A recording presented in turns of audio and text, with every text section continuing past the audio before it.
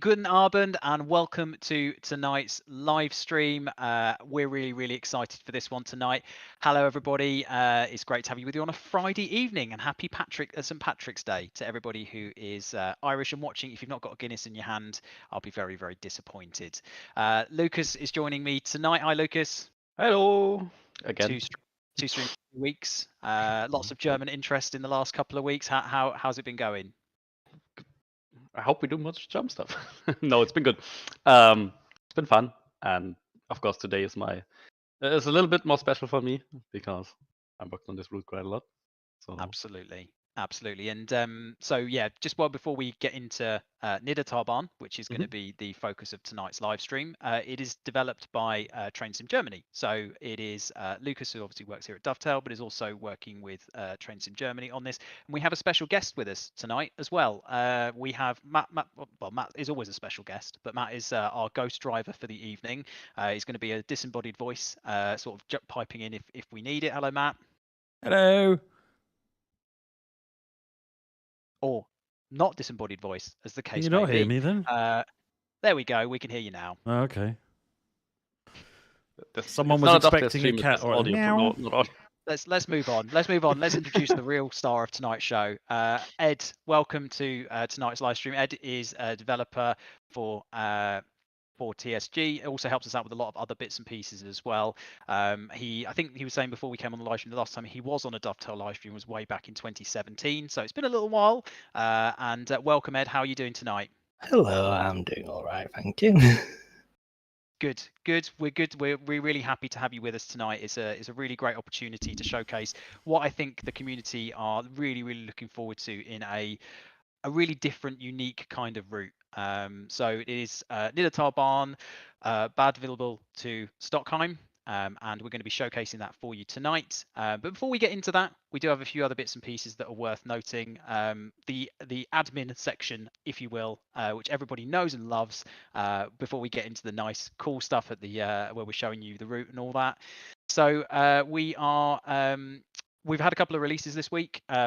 We've had the West Cornwall Local Steam Rail Tour, and we've also had Linke Rheinstrecke, which went live yesterday.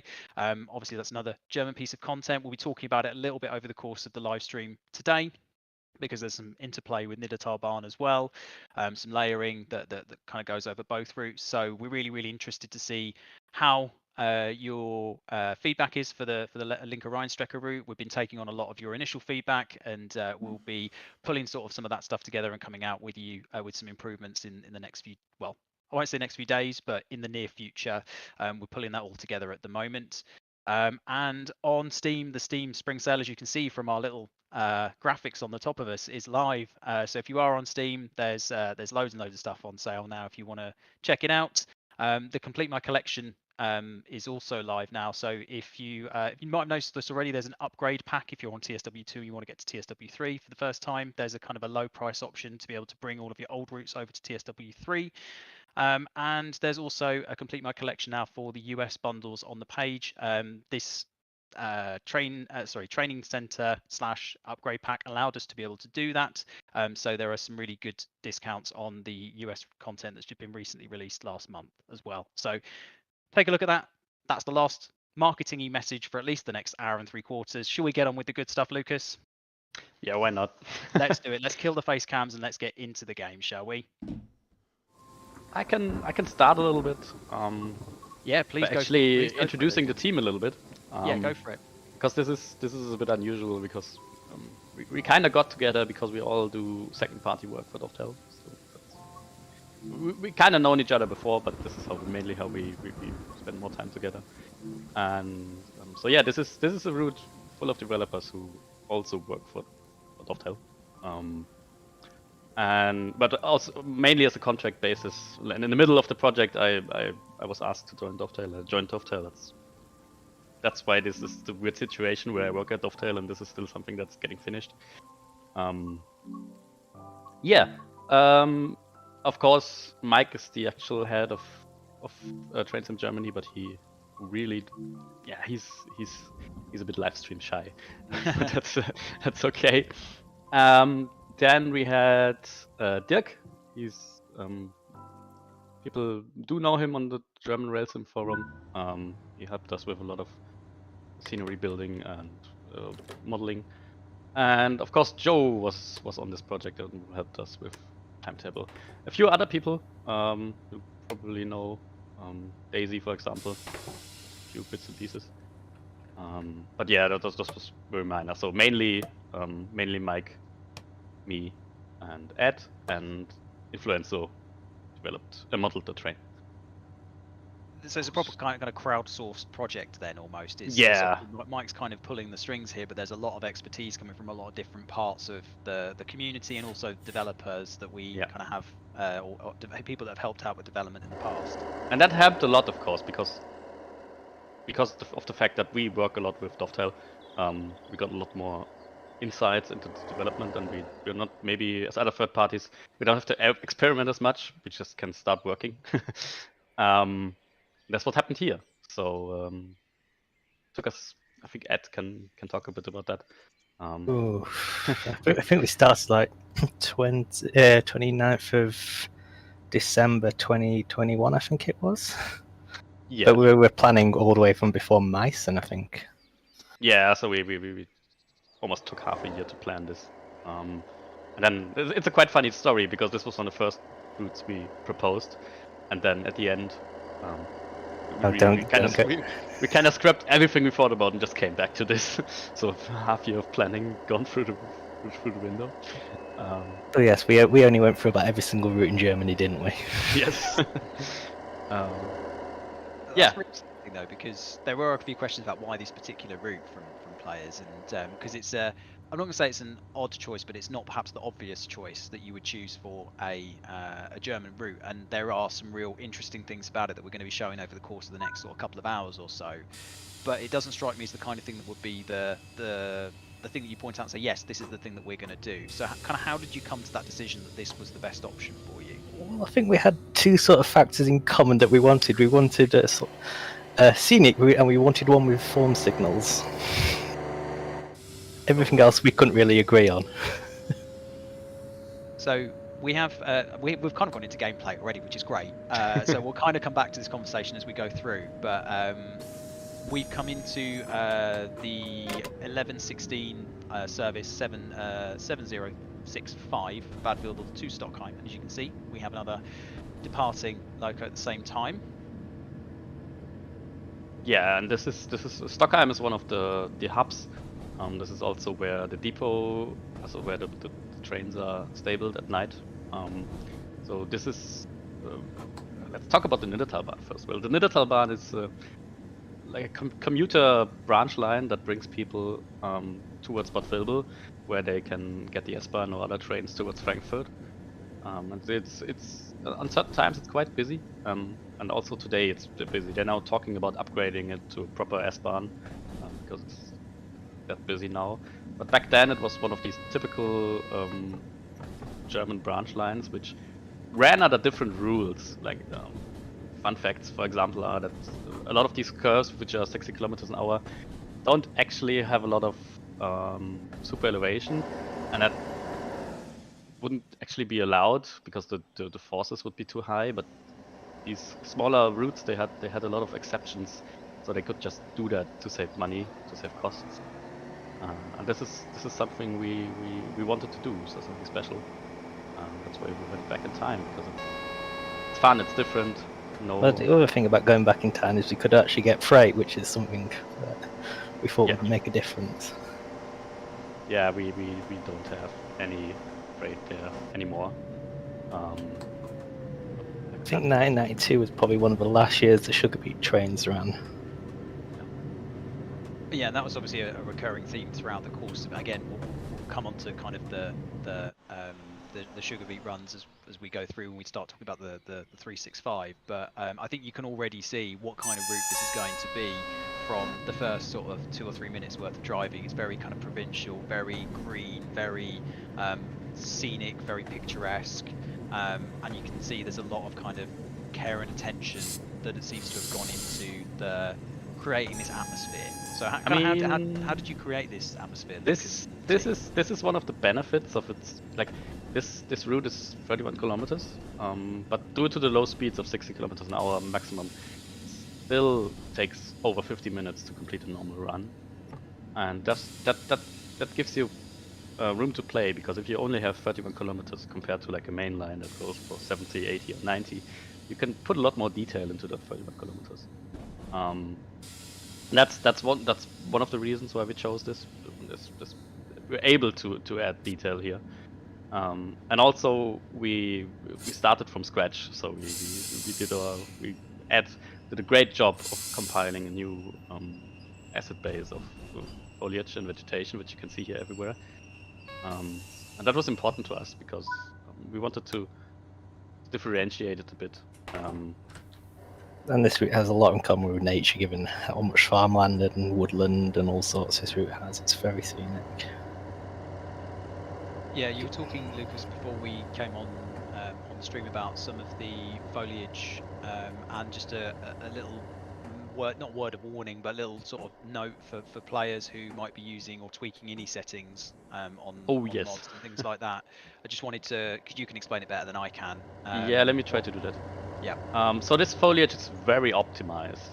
It looks great, but it's also like the lots are properly done and all to the brink basically. So if you're one of the PC players who use mods to increase the lot scales, or any kind of these ini mods, they can give you very bad FPS here, because if you start increasing the lot scales, the other thing is the grass, because every grass surface has the grass,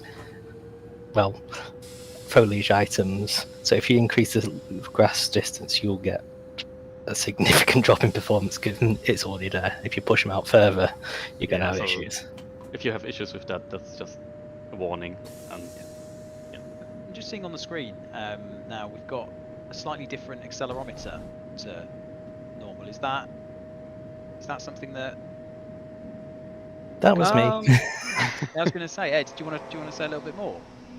Yeah, I just wanted to have a different accelerometer. I wanted to try and make it a bit clearer so you can actually see quite easily whether you're accelerating, decelerating. It's a non-linear scale, so it's very sensitive around very low acceleration values, and it gets less as the closer you get to the zero. But you can also tell at a glance whether you're accelerating or decelerating, because the bar will always show if you're accelerating or not. If you've not got a bar, you're dead level speed, which is important on this route because the speed limits are so low and you can find yourself creeping up above the limit very easily.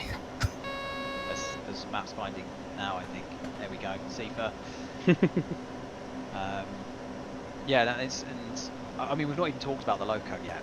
So, I mean, really, anyway. So tell us a little bit about the 628, because this is kind of the headline attraction of Niddertalbahn.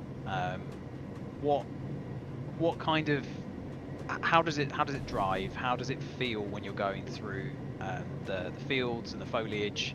And what kind of things will players have to try and contend with as they go through this kind of quite tranquil single track route?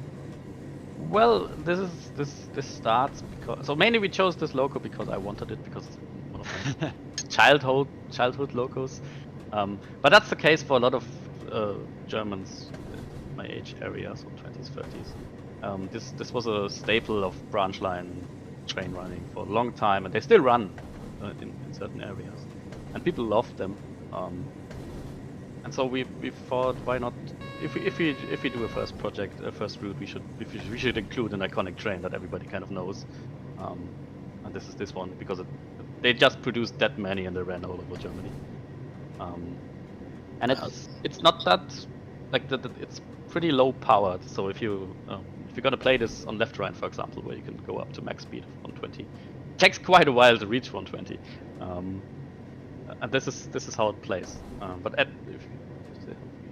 that was also another reason for choosing 1992, because that was one of the years it ran on the line. I think slightly later on it went all to 2.8s and Gen 3 Dostos, I think it was. Yeah, they then returned briefly, but not as the main stock of the route, only for like extra services. So that's also one of the reasons why we chose 1992. Also brings the lovely mint green color, which is a love. We do love the minty green. Matt, just quickly while we kind of come to the end of that sort of section, can you put the FPS counter up for us, please? Sure. Thank you. There you go. You can see it on the top right-hand corner of your screen now. So, yeah, tell us. I mean, we're coming up to Lindheim now, and how many stations are there on the route, Lucas? I've got this number to hand somewhere, but I can't remember off the top of my head. It's 14. 14. So you have 1, 2, 3, 4, 5. I think 6 of them are one with multi-platform, so where trains can overtake, and obviously the other 8 are halls like this. But all of them are quite detailed, so we modeled every station building and the areas around, which was a challenge because getting proper footage from 1992 isn't always that easy. Finding reference for various assets like the trash cans in that building, that was interesting trying to find reference. And it's amazing how Ed, an Englishman, is able to research stuff like this. He's great at researching. You would think that I was in charge of getting all of the stuff for this, but no. He often it was the case that I wanted to model something. I was like, how should this look? And then he kind of found the answer somewhere. Yeah. I mean, we found with Linke Rheinstrecke as well that the source material obviously it varies in quality and whatnot as you get the older that you get. So Ed, probably a question for you is how challenging was it to get that source material? How was there anything in particular that you thought, oh, you know what, I think this might be quite easy to get, was actually a bit of a nightmare? Well, we were incredibly lucky for this route in that I completely by accident stumbled across a 1996 cab ride from Altenstadt all the way to Bad Vilbel. Before that, we only actually had, I think, a 2004 cab ride. But so quite an incredibly lucky find. And you wouldn't find it normally because it's not actually named very sensibly. And it's quite rare to find cab rides of that area, that time period. I think, Lucas, you had a book which had a lot of the pictures of the stations in like the exact year we were modelling. Yeah, I ran about like a flea market in Frankfurt. I just came across a book which had a lot of images, which was also pretty nice. But it's always hard. Like we searched for a timetable. I also searched through the libraries. You never did manage to find a book far plan for 9. No, we of course we found the proper timetables, but we didn't find like a book far plan which shows like the proper speeds. And I think you found every single line around Frankfurt except this one, didn't you? Yes, that's always the way, isn't it? Always the way. I think the biggest problem though was just trying to find what existed in 1992 and what didn't. Sort of trying to find whether housing estates or sometimes entire roads or motorways existed is a bit of a challenge, especially when Google Earth 2000 overlays actually 2004. Yeah, now we approach one of those first bigger stations again, where you have more than one platform. So have a look at that. Come around the corner here. Yeah. So I imagine that sort of overtaking mechanism that you were talking about, Lucas, that means there's quite interesting patterns here. I would imagine that means that there's quite a lot of variety and quite a lot of depth to the service timetable. Yeah, that's also a thing here. The timetable back then was basically that there were more trains towards Frankfurt in the morning and more trains in the other direction in the evening because the commuters wanted to go to Frankfurt and back. So you get very varied patterns, and also the fact that the freight trains run in between. So you have different almost every service has different overtaking patterns. So you get a little bit of interesting fun. Oh, I should just mention what's it called. Matt just passed an NE2 board, which is quite a unusual thing for our German routes so far. We don't really have that many of them beforehand. I think we had one in Munich, and I think there were some on Dresden-Riesa, but on the wrong track, so it wasn't really used. So this is one of the overtaking areas here, I guess. Yeah. This is Altenstadt. This also has a siding for sugar beet loading on the right. I think we just missed the sugar beet train, so the freight trains or the freight wagons aren't here anymore. Yeah, but welcome to Altenstadt. It seems crazy that it's on the almost like in the middle of the town, isn't it? It's you just park up right next to it and there you go, off you pop. Yeah. And then we've got Joe in the chat as well. So I know he will be able to answer any questions that you have about timetables or anything like that. We're gonna talk about services and all that kind of thing in a little bit. Joe's given me a little crib sheet, which I'm very grateful for. But he's got all of the details in the chat if you need it. So hi Joe, welcome aboard. But this also shows like there was another track diverging from here that was I think shut down. Oh, that went in. I think that went in the 60s. I think that little to the town that was industrial town. The siding to the left, Matt. If you fly there, you can see that there's still a lighting that's not really protected by anything anymore. It just lies there. That's pretty. And this one is used on the right. That's for sugar beets. At this point, still used. Yeah, you can actually follow sort of almost a track bed where that line went, slightly. Yeah. But let's move on. We've gotta keep to our timetable. There's been a couple of questions about sounding the horn for the P signals or P signs. Matt is not doing the best job. So, can you, Lucas? Can you explain a little bit about that and what the driver and the operator are required to do during those periods? So we have basically we have protected and unprotected crossings on this route. So with gates, overlights, or without. And the ones without often have one or two P signs in front of them to warn any people that might be on the crossing or on the road towards the crossing. And so the P sign basically instructs the driver to sound the horn. We also made the AI do it, so if you sit down somewhere and watch a train go by a P sign, it'll blow its horn. It's quite fun and great the immersion feature. So I hope we're gonna use that in the future. I'd love to have.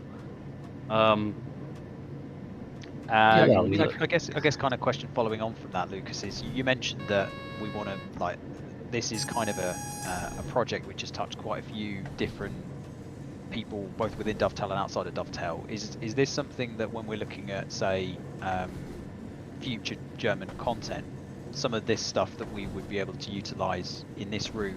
I mean, again, we already started actually. The signals that I did, so for Bad Vilbel and for Hellenbergen, which is coming up later, the HV signals, the new models and stuff, they already grabbed their way. I think Kassel, Würzburg actually already used one of the signals, the signal models, the new ones. So, and also other stuff. I think on Left Rhine you will find some assets that came from here. And I think the phone signals are still in the Left Rhine folder. Yeah. And I had requests to bring over, for example, the field technique that we use here. But we'll have to see if that works or not, because it's new stuff, You never know what goes wrong. So this is also a route that basically experiments a bit, so we can see how it works on a wider audience scale. Yeah, a couple of questions for, or a couple of requests, let's say, for the I guess the semaphore signals, and to showcase those. I think we passed a few already, haven't we? Yeah, we're gonna show them later in the video, Yep, probably. So okay. maybe wait for that. Cool. You The have easiest way. You front loaded the fact that we have a 10 in 10 tonight. So Oh, we sorry. We do. No, that's fine. That's fine. We have a 10 in 10 tonight, everybody. So don't worry. It will be kind of as we get to the end of this service, we'll do that, and then Matt can get himself sorted for the second part of the sort of the live part of the stream, where we're going to take on the 365 and do some miscellaneous other bits and pieces that Lucas and Ed wanted to show with the route too. So this is a really nice little difference. So this is the section until now, like it kind of looked like this, like fields and everything, and we're now gonna cross the river, the Nidder, after which this is named, the route, and then we're actually gonna come to a more woody section where we have trees all around. So the route actually changes style a bit. Then between the woods, you actually go into a bit of marshland. Yeah, that comes too. We were very concerned about that because it was important to us that you always have a sense of space, or like a sense of location, so that when you are in a certain curve or straight, the scenery has something special to it, so you kind of know where on the route you are. Kind of things we focused on. And I think if we show a picture to one another, we know exactly where the route is. Yeah.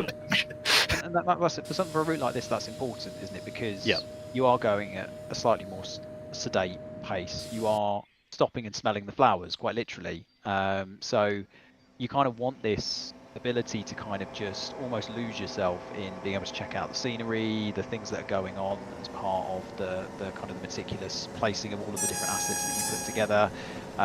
It feels like it's a really important part of this route to make sure that it does feel like it's got a bit of personality to it, and that you can take a screenshot from pretty much anywhere in the route and know where you are. Yeah. Route you're on. So now we're crossing the Nidder here. This is one of the bigger bridges on the route. One of the many crossings. And there's a 4 signal on the right coming up. Yeah, which is hard to miss sometimes. Yes, it likes to hide in the bush. There you go. There it is. Oh, there we go. Yeah. VR, Cool. VR1. Yeah, now we come to a short section of forest and then out to the marshland. So this next station is Icon, which only a few years later was they removed the second track, and the whole thing nowadays is just a normal halt. It's also the first of the stations which have some special signaling, because it has 2 tracks but only 1 exit signal. So they had to communicate with the signaler. This forest looks lovely.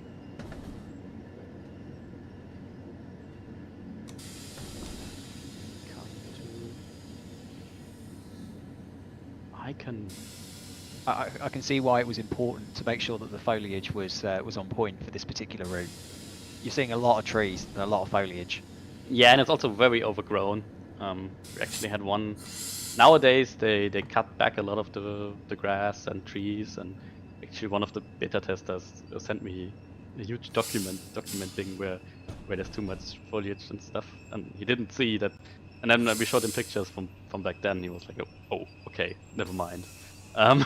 But that's again, we talked about sort of getting reference material from way back when, and that's one of the challenges, isn't it? That you can get this stuff now and you can present it as it is now or as it was 10, 15 years ago. But actually, if you go back 30 years, quite a lot has changed.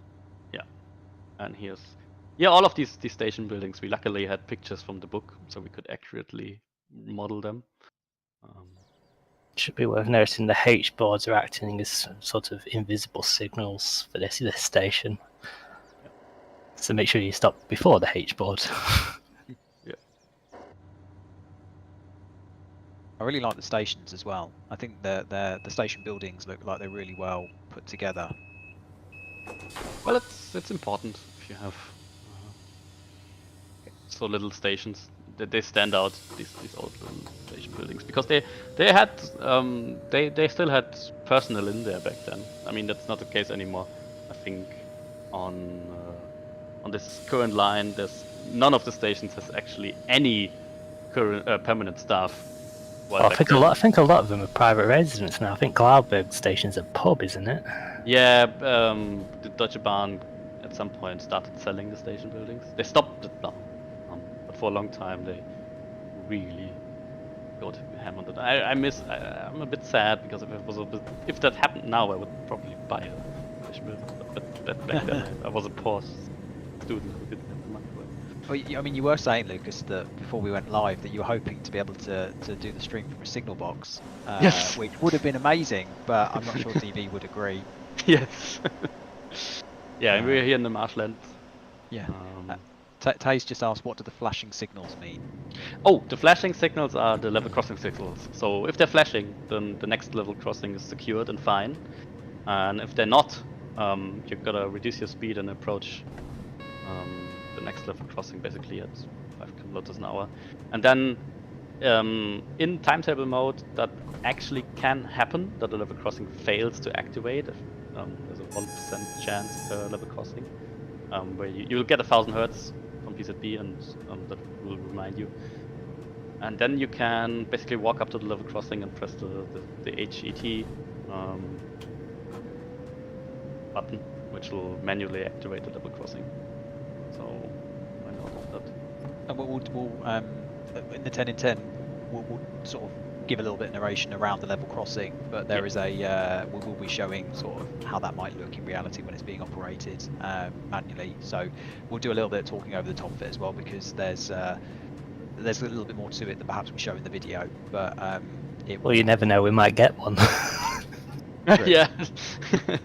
True. So we're coming into Heldenbergen soon, which is the middle point of the route, and which lies on the route from Hanau to Friedberg.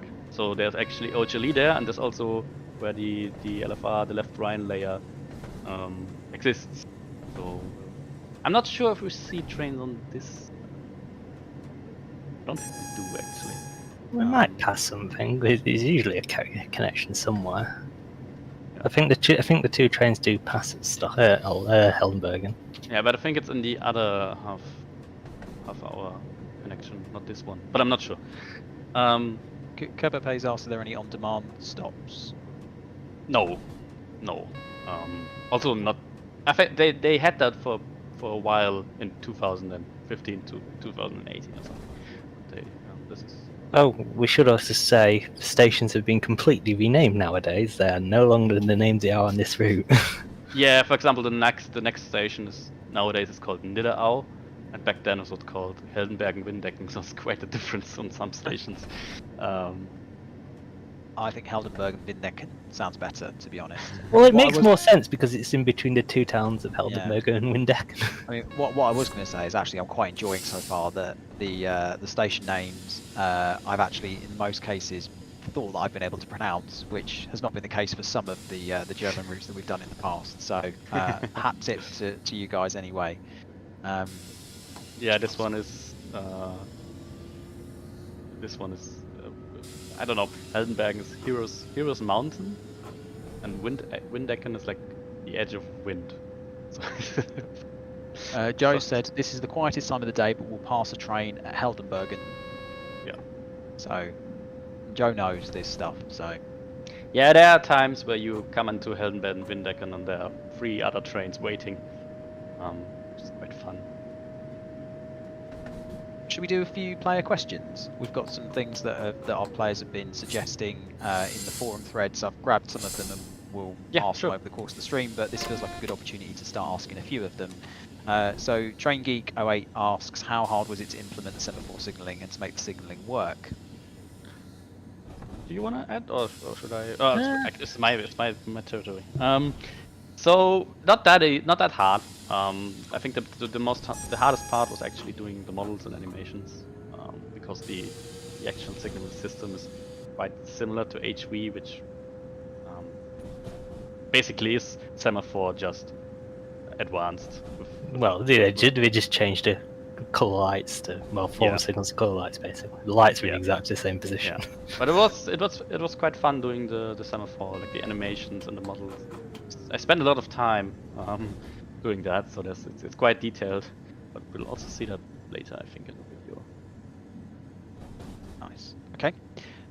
So Inca asks, we'll come on. He asks about services and AI services and things like that. We'll come on to that in a little bit of time.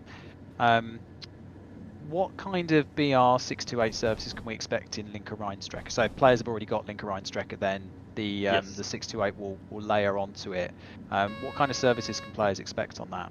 It's 49 services, and it's mainly between Mainz and Gau-Algesheim, so the area around Mainz. I think it's like up to 20 minutes of journey. But I think there are a few maybe 2, 3, 4 services which actually go up the whole route, and so you have an hour to drive or something. So it's a bit of a mixture, but mainly down in the area because that's where the diesel routes branch off.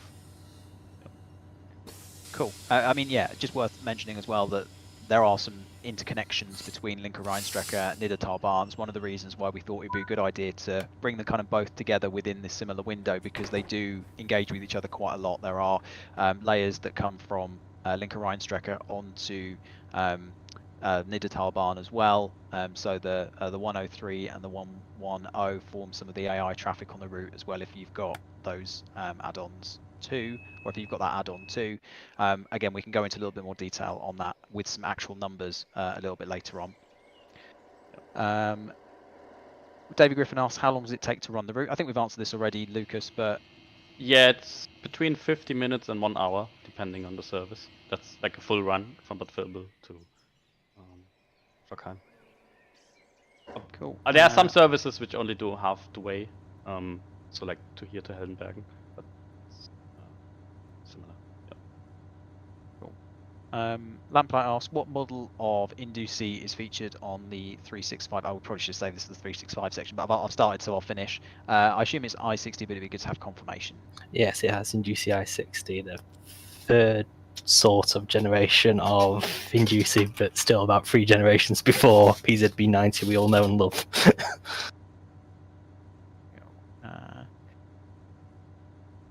Just having a look at some of the ones.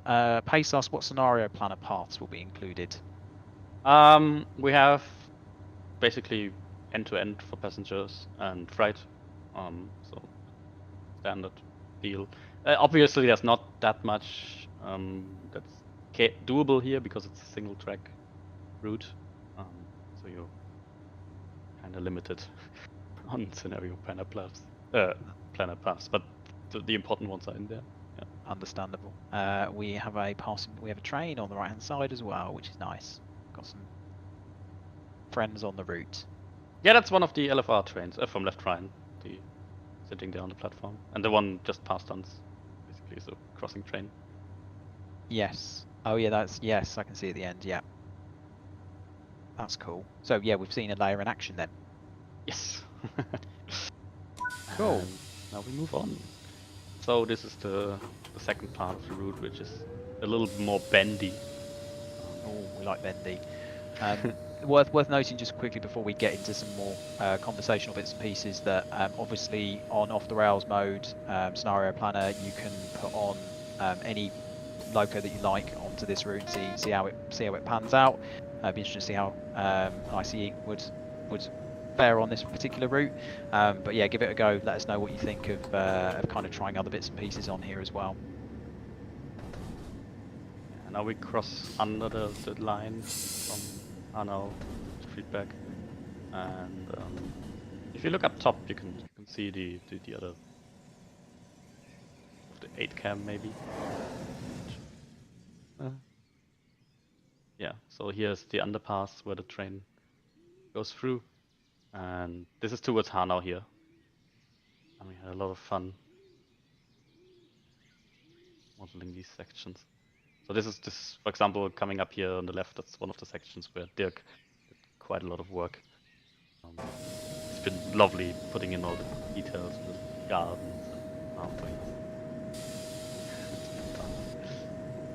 It's not my most favourite task. What would your favourite task be, Ed? What do you enjoy doing? I, generally speaking, do a lot of the distance scenery, so that's why the scenery goes out about 5 kilometres from the track in some places. Nice.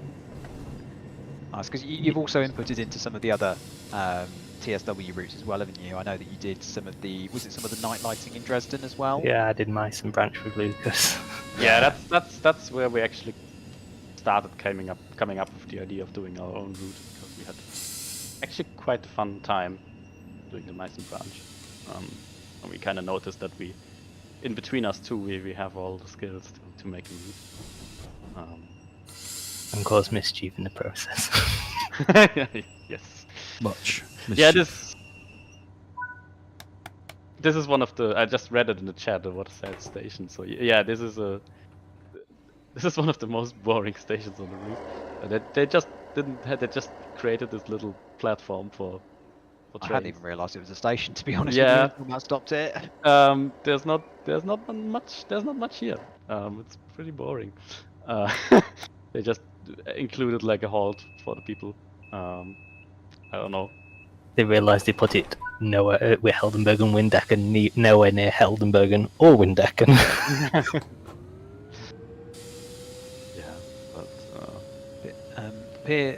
Matt, the peer's asked if we can show the maps once you get going. Show the map again briefly. Anything you want to narrate at all, Lucas, when we're going through this? Anything worth mentioning as Matt's cycling through it? not really. Kind of shows you. Yeah, this is where we just were, Heldenberg, and then we're making our way here. You can see it gets a little more bendy towards Vilbel, which is our destination. It definitely gets more bendy, as you said.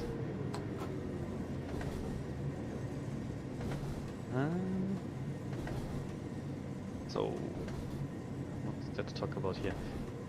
So we come up to Budesheim, which has the only tunnel on the route. Luckily, there was only one tunnel.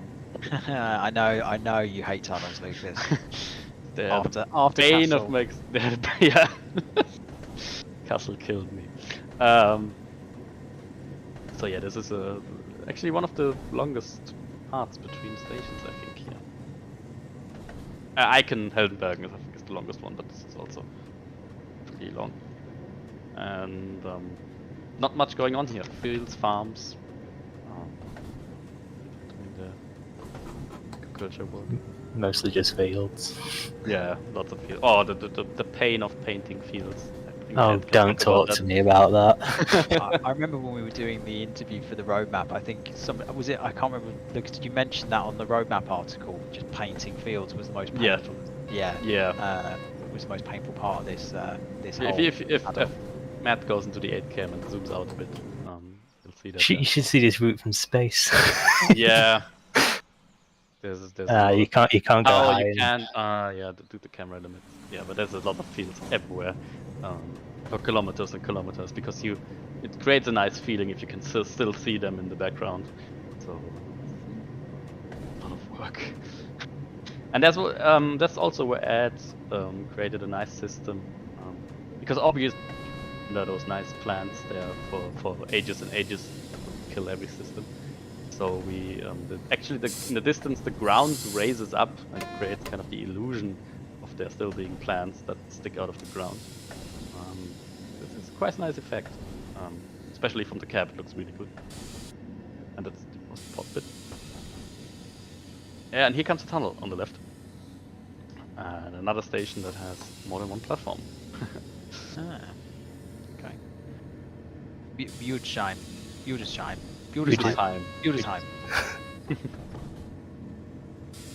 Yeah, Lucas is cringing internally at the moment. It's fine. Stupid. Not to be confused with Budesheim. That has not caused confusion at all. Lots of similar named towns. It's a bit annoying. Olsgun Gun PS4 asks, what is the speed limit when approaching unprotected crossings? You slow down to 5 kilometers an hour when you come near it. Well, if they're not act. Yeah. If they're not. Yeah. unprotected crossings. No. You can go up to 60. Sorry, I thought about flame crossings. No, you go with them. You go up to 60 kilometers an hour over them. That changed in later years, so they actually started putting in lots of speed restrictions. But that wasn't the case yet in 1992, except for one that we'll see later. Cool. Matt, there's been a request to, or actually one of the questions from Luke on the forum was to recover after an emergency brake. So I don't know if you want to get Seaford at some point. Cool. Yeah, I can do that. And then we can recover from the emergency brake from that.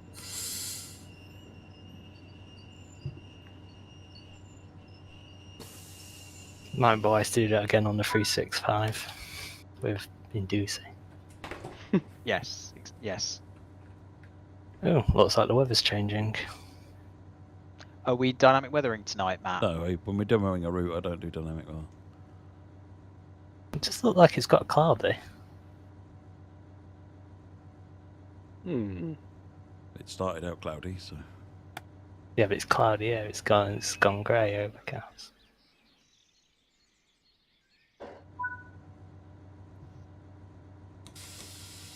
JD, are you able to explain why the AS cam doesn't go higher? Well, no, I'm not, but maybe Matt? The higher the camera goes, the more it can see, the worse the frame rate is, and also the more you have to model out. And we're not a helicopter simulator, bluntly. So we'd rather keep the scenery detail where you need, it's more important in the cab, rather than having the camera flying up 1,000 feet in the sky, because all you'd see there is where the scenery ends, and that's not good. It's a good feature that also saved us a lot of work, because certain hills you cannot look over, so you don't have to model anything there. Speak for yourself, Lucas. Helicopter Sim World also sounds very fun, Matt, so you might want to patent that one right now. Who says I called haven't? Flight Sim. Cabafe asked, do the colours of the fields differ from season to season? Yes, they do change colour in autumn and winter when they've been ploughed. Ah, I was not expecting that to be a yes answer, but thank you, Ed. That's great. Did the trees change colour as well? Yeah, they do. Yeah. But this route is definitely looks best in summer because it's when nature's more alive. Sure. Couple of requests for the horn, Matt, as well.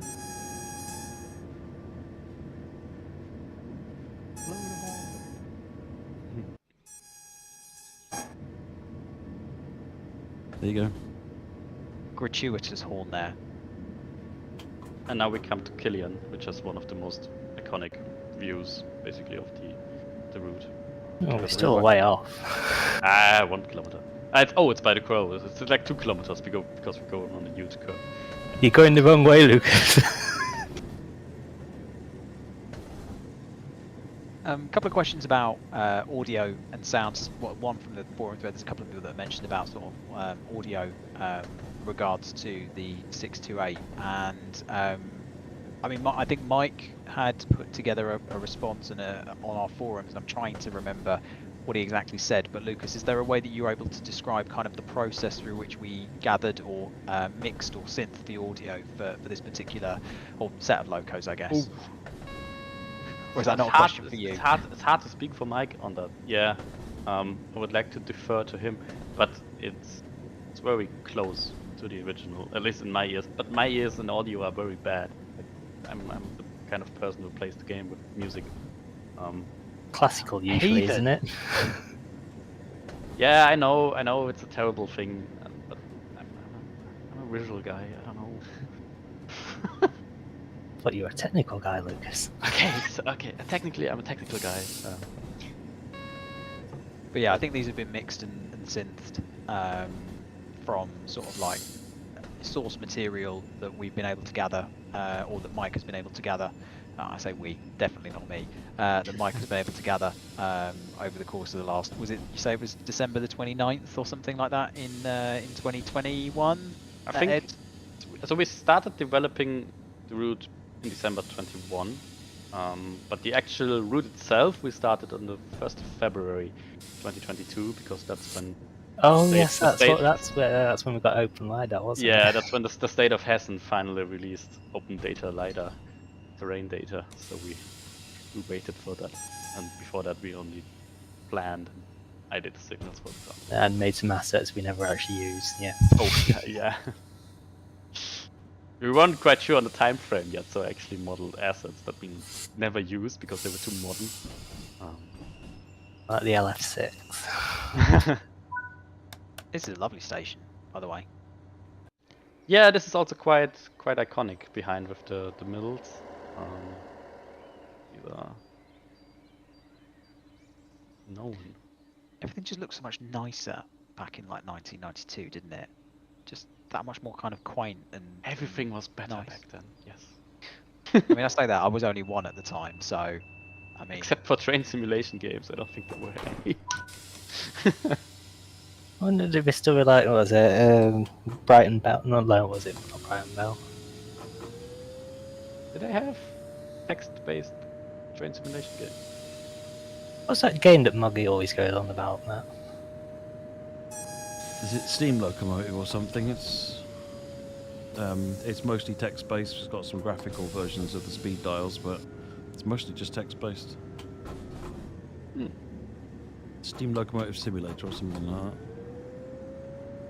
No, the one that went from London to Brighton. Southern that one. Bell. Southern Bells. we should have- People are talking about it in the chat. We should have added a feature that you lose action points if you don't blow your horn at a peace sign, like Matt always does. Yes, Matt would totally let that one happen. No gold medal for Matt.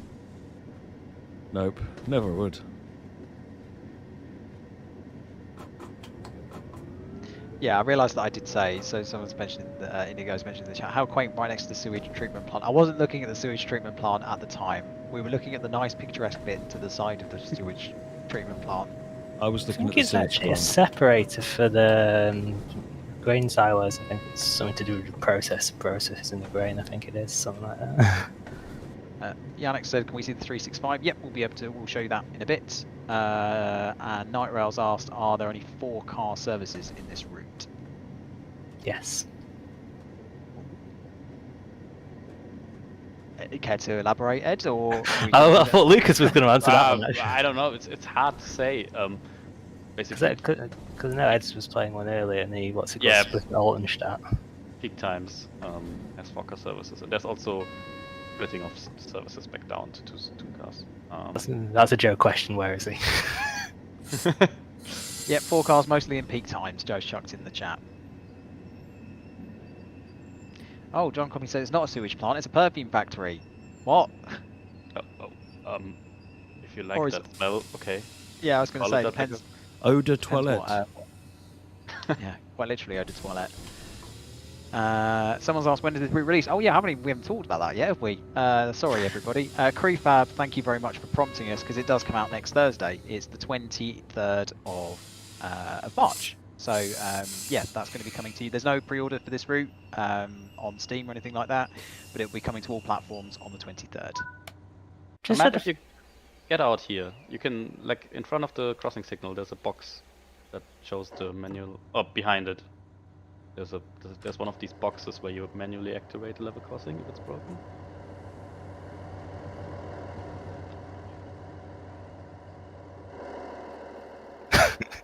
No. other way towards the crossing. That was a very tall passenger just then, by the way. Sure way standing there. No, look at that. Yeah, that, no, to left. Yeah. Those are. Oh You've no, just you opened it. opened. Oh no! You can activate it again. Oh, those poor cars. They've only going to get like 3 of them across. Yeah. Well, that's how it is. We know who rules the rail. Yeah, technically in reality, of course, you cannot open them like this, but we thought it's a nice feature to keep that in, just so. Yeah, I mean, again, we talk about sort of the interesting, quirky features of this particular route, and see that's one of them. If you're interested in sort of being able to operate the level crossings in that kind of way, then this is a really good little addition.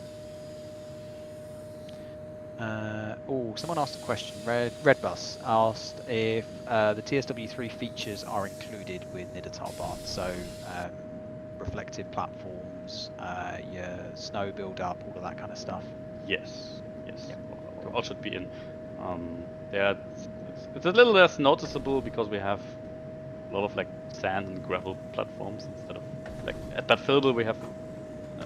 I think Bad Vilbel and Heldenbergen are the only ones which have proper modern.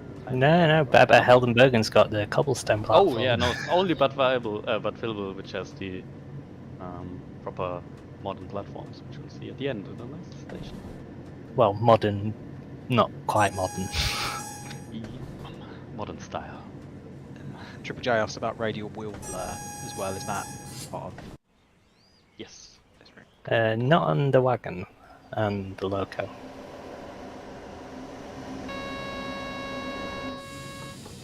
Opdiso asks how many locomotives are we getting with this route. So you've obviously got the 628 here, and then the 365. 365 Yep, as well. on the There we go. left. Almost as if on cue. And if you've got Linke Rheinstrecke as well, there will be some AI traffic from the locos that are available in that route too. I know I always pronounce their name wrong in the chat, and I really apologise, but I can never remember how it's pronounced. Kabepi or Kabepi or something like that. The long signs with diamonds, are they station signs? No, those are announcement signs for level crossing. So if they're not protected by signals, they always have like the name of the crossing on top of it, because that's where basically the activation magnet is always next to them. So when you cross that, that's when basically the timer starts where the crossing closes, and also which can run out. So if you like stay around somewhere, if you stop, get out for 5 minutes, the next crossing will go down again. That's also a case where you have to use the manual activation. Okay, cool. The peer asks how many scenarios are going to be in the add-on. Now, we'll go through the menu probably just at the end when we're doing kind of our last few bits and pieces. But as far as I'm aware, it's 5? Five scenarios, yeah. yes. 5 scenarios.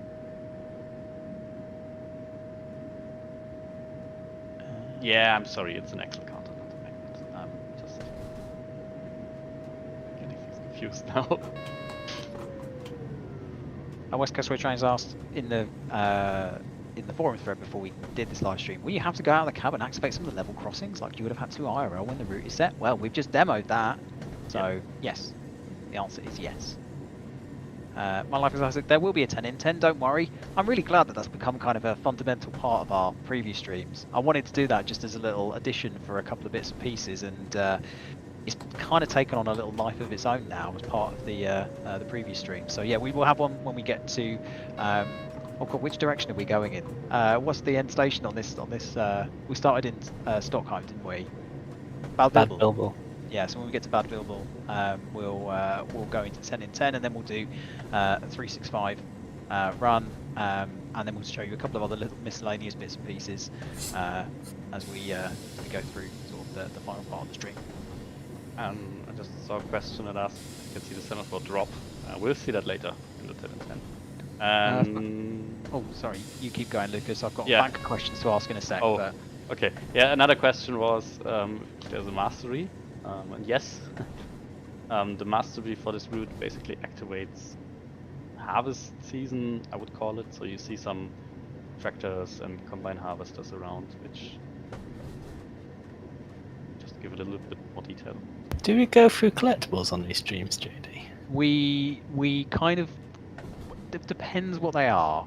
We don't show the, I mean, we can talk about them absolutely, and I think we can show them. I'm not averse to showing them by any means. Just if you want to keep any of them in your back pocket, I guess.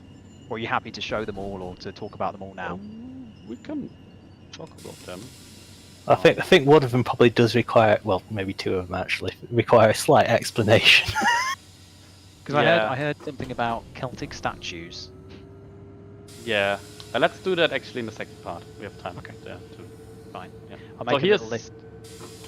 here's one of the only crossings basically where they put in the speed limit because it's not.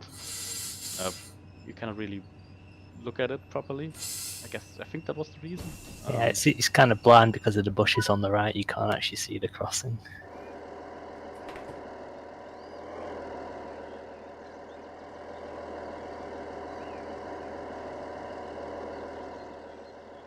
But there's a temporary speed limit here that kind of got permanent. I'm pretty from about 1980 to 2000 and something. Yeah, I think they removed them with the signal upgrade in 2008. Like 18-year temporary speed restriction. THFD THG says, I would like to cause trouble on this route. Please elaborate. We'd love to know what you mean by causing trouble. Are you gonna be the person that manually operates the level crossings and never lets any cars through, or lets 1 or 2 cars through and then not any others? What are you gonna do to cause trouble? Joe mentions in the chat as well, we'll see the new wagons at Bad Vilbel as well, which is a good opportunity for us to talk about those too. Yeah, we're able to see them soon. And So yeah, Matt, remember to get Seaford at some point. Alright, I'll take my hand off the button and just let it happen now. Cool.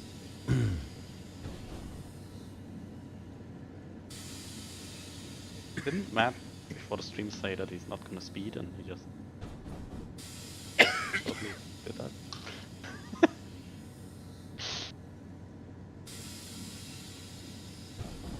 You can get up to speed again, Matt. Just waiting for the Zephyr. Oh, okay. Oh, you're gonna do a Seaford. There we go. No, this one definitely was deliberate, everybody.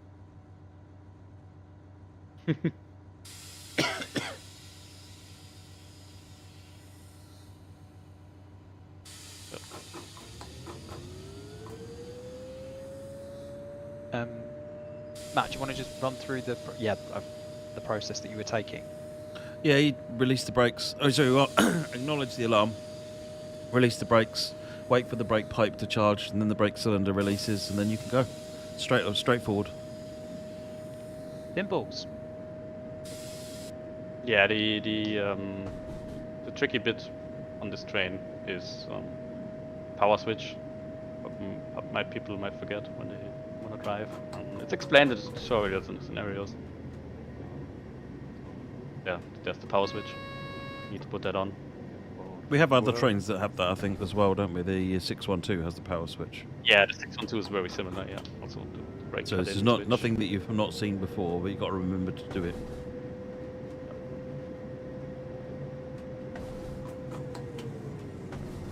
Function says, why do I think Matt's chilling with some grapes now? He can drive without talking. Chilling Said with a to turn the nice light- glass of fizzy water, and I've had to open the door because I'm absolutely dying in the heat in here. You said that you turned the lights down low as well, so you were in the dark as well. I was in the pitch black earlier on, and that was not helping me. What was it, World Sleep Day, sorry? It is there's World a- Sleep Day, to be fair, so you could be forgiven, Matt. This is a very tranquil route, very serene route. It's really, Here's a- relaxing to ride on, actually. Here's a fun story coming up. On the left here, 2 buffer stops and a bit of track, which weren't there until like 1 week ago. Because last weekend I traveled to the route and walked along it because there were engineering works. And I saw these buffers and I was like, wait, we don't have this in game. And it's been out of use for over 30 years, but the buffers survived until like today. And I almost missed that little detail because I heard rumors of something being here, but I never, so I had to go and check. And we managed to include it in the end here on the left. Old track, old siding for Dottenfelderhof or something? Dottenfelderhof, yeah. It's quite known in the region. They visit a lot of markets, farmers markets. They also have the farm itself is like a good experience for kids. Where you can learn to My English knowledge is very constrained to trains and. I mean, my German knowledge is very similar, Lucas, so don't feel bad about that. My German knowledge is basically limited to football, so. They go to farm where they learn to farm. Yes. They do farm things. And now we approach Bad Fireball, which is on the Frankfurt to Gießen and then onwards to Kassel main line. So this is also where you'll see the 103 from left Rhine pass by. Also the 110. And there's of course technically there's an S-Bahn here which the 420 would be a bit fit for when it comes. So maybe a little beer. Who knows?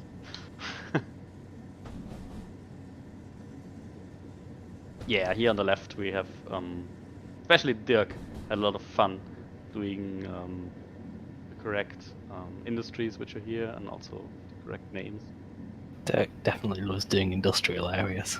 Yeah. So these are all legitimate businesses that were around during that time, or are they? Yes. Yeah. Oh, okay, cool. Yeah. There are a few on the route. You'll see them. At the start we passed like a window factory and then the mills and here the beton, the concrete works. There's a few of those. You're getting some lovely comments in the chat, by the way. Some really nice sort of really nice feedback so far. So I think the chat are enjoying it, which is always nice to see.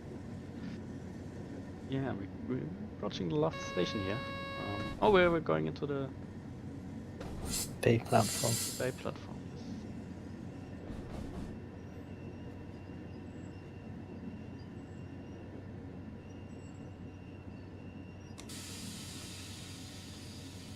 This was actually the first station I built, I think. Yeah, it was. So we laid the Yeah. platforms out, and I think you did the canopy first as well. Yeah. Mainly because I did work on the TS1 version, the S-Bahn Frankfurt, which included this station. So I already had some idea how this looks. I thought it's a good place to start. Yeah, I mean, it makes sense, doesn't it? If you've got source material and it's kind of been done in a slightly different way beforehand, then yeah, it makes sense, I guess, to start with this one and then branch out into things that are perhaps a little bit completely new. Yeah. Oh, and here are the new freight cars. Yes, the ES50. I knew I had it written down somewhere, but thank you, Ed. It comes in 2 liveries. And those sugar Mm. beets. Yeah, Yeah. they're loaded. Although the wagons can actually be loaded with coal or gravel, but we don't Oh. actually use them. Yeah, here you can see it. It took us 1 hour to traverse the route. You get some time out of this. Yeah, I mean, as I say, it's about the experience, isn't it? It's about you being able to go through and kind of immerse yourself in the actual route itself, and length of route, whatever, shouldn't really matter in comparison to how it makes you feel. And Yeah. if it makes you feel good and it makes you feel like you're there and that you're experiencing it, then you've done your job. Yep. Matt, just before we quickly go into the 10 in 10, do you want to just quickly show the scenarios and the timetable? Yeah, sure. So we've got in fact, Lucas, do you want to run through? Oh yeah, so these are service preparations and services that run on this route. They're all there. So the 1992 timetable fully in, all its little details. And then we have, if we go into the 365, we have basically there's 3 parts to this. One is one train that runs along the route and collects freight cars and shunts around a bit. Then we have one that just comes down and then you also drive them back. So there's a. So I have some numbers and bits and pieces that Joe sent me through. Thank you very much, Joe. So total playable service is 62, but they're all varied. They all do something slightly different, so they're all a different experience. There are 54 628 services. There are 8 services in total on the 365. So there's 4 multi-part runs along the route as well. So the total services, playable and AI, 423. So that's including the stuff that you might get from this is Niddertalbahn, the Linke Rheinstrecke add-on as well. So that adds non-stop BR 103 services to Bad Vilbel, and mostly non-stop BR 110 N-Wagon services to Bad Vilbel, and it also adds in 110 N-Wagen services to Heldenberg, Windecken as well. The service timetable is based on the IRL timetable of 1992. And for stations with two platforms, trains will pass each other on the left track, otherwise it's kept to the most direct train, not passing another train. During the morning peak, most services are running towards Frankfurt and will continue off to Frankfurt, with only some returning during the morning. Between 9 and 12, the timetable reduces to an hourly service in each direction, which sees just 2 trains running the route. And then after midday, after 12 o'clock, the third train should be coupled to another, begins running the route and builds up the frequency until the evening peak, where it joins back up with the unit it started the day with at Bad Vilbel. So the evening's peak direction is away from Frankfurt, and this becomes very apparent when the service in the Frankfurt Direct almost stops completely. Between 2:50 and 5:16 p.m. you won't find any full-length services from Stockheim to Bad Vilbel. During this time, the trains will run from Stockheim and terminate at Altenstadt and Heldenberg Windecken. Instead, they're held there to allow the extra flow of trains from Bad Vilbel to get through. After that, the line goes back to a regular service until 2100 hours, when the last train finishes for the night. During the peak time, services might also skip some of the stations to help move them out of the way of the services in the peak direction. So this is what we're talking about in terms of variety. The 365 runs a couple of local freight services along the route, where it collects wagons along the way and takes them to Bad Vilbel for later collection that day. Usually runs outside the peak times, so late morning, early afternoon, but it'll still get a little stuck between the evening peak trains as well. So the routes services are really varied. There's different length services, different stopping patterns, services pass other trains at different places during the day. So it does feel like a really in-depth experience and a really varied experience. And thank you very much, Joe, for that monologue, because I certainly would not have been able to go into that level of detail. So big little round of applause for Joe. Thank you. Scenarios, Matt. We just looked at them. Oh, sorry. I was too busy, definitely not reading off of my script. So thanks very much for showing the scenarios. Matt, should we go into the 10 in 10? Absolutely.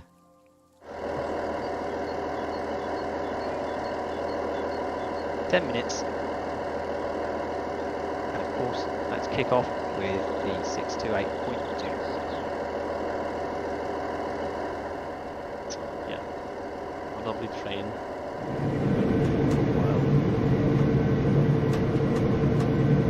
Lucas was so happy to finally see it again. we like a lot of people have asked whether traffic red world is like a water world. That requires some upgrades and stuff. We're thinking about a way of making that possible. No promises. Delivery designer. Route. Yeah, okay, delivery designer always makes it possible. But there's also some differences in the actual train. For example, this train does not have GSMR. The 365. Yeah. Well, we're going to be seeing more of the 365 later, aren't we? So Yeah. we'll probably go through it easier then. Think of this as a little teaser.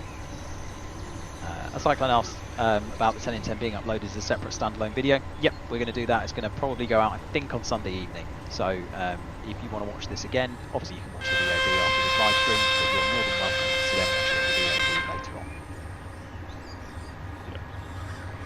Yeah, this train had needed quite a lot of adjustment, more than we expected.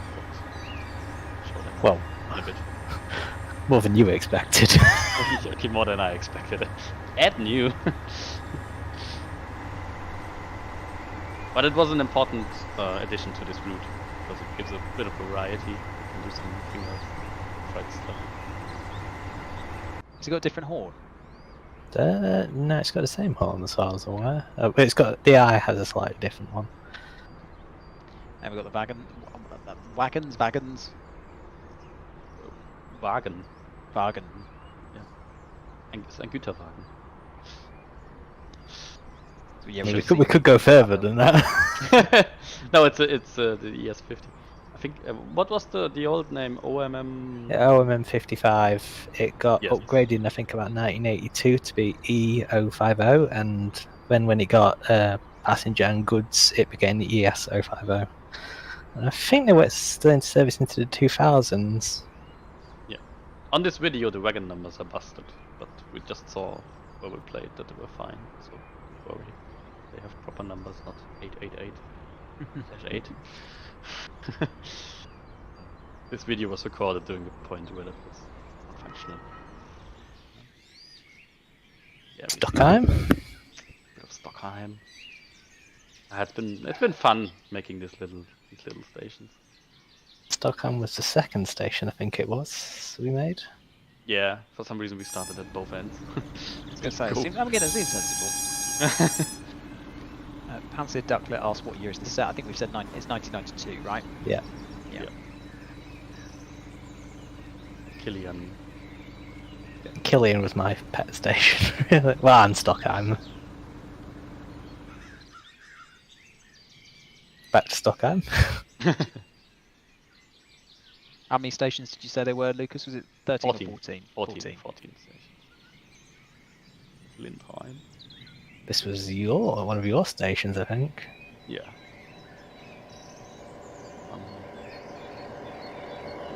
There's stuff to explore. Sometimes when you see a ladder, you try it. Yes, we do have a. I should say we need to do a little bit of a caveat for, because we obviously sort of take over to the level crossings and then we show it going down, and then we wander off a little bit. But as we saw earlier on in the live stream, you're obviously operating these, or you can manually operate these as well. This is actually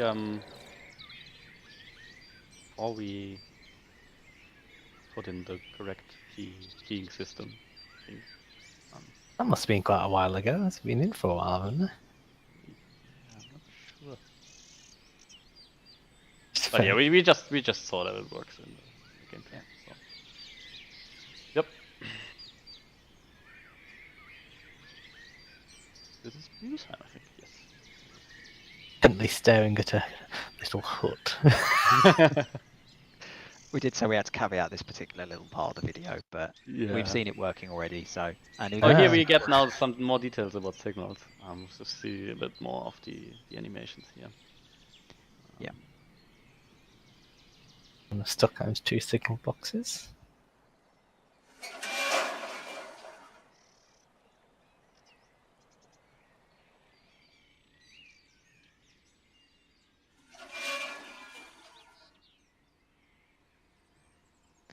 again, obviously you see these when you're passing.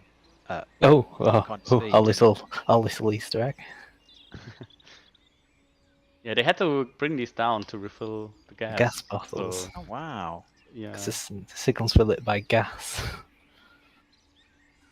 And to save them climbing up the ladders, he brought the lamps down. We thought about doing that basically as a gimmick, that you get something that you need to refill them. But We thought that might end up Stuck in being an a endless collectible. task. yeah. And then fields and foliage. We talked about the challenges of fields, didn't we? And placing fields. But as I say, we've talked quite in depth about the foliage on this route, and yeah, it is fantastic. Matt coughing agrees.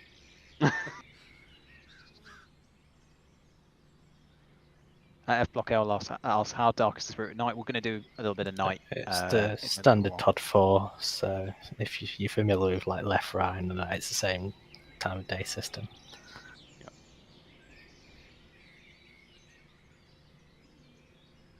Wait, there's not that many of these cherry trees on the route, but this We'll see some more in one of the future videos. I think you went and culled a lot of them, didn't you? Yeah, I got rid of some. Too many of those. Here we go, spring blossom.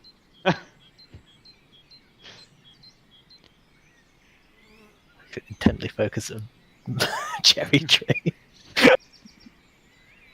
We do love those cherry trees. I mean, they're beautifully modelled. It's quite therapeutic actually, just panning slowly past a cherry blossom tree.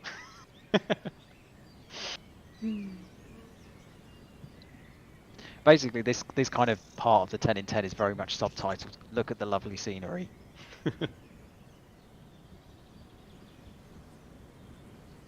What's the next one? Can't- Oh, it's gonna be a surprise. I don't know what the next one is. I think I went for tea at this point.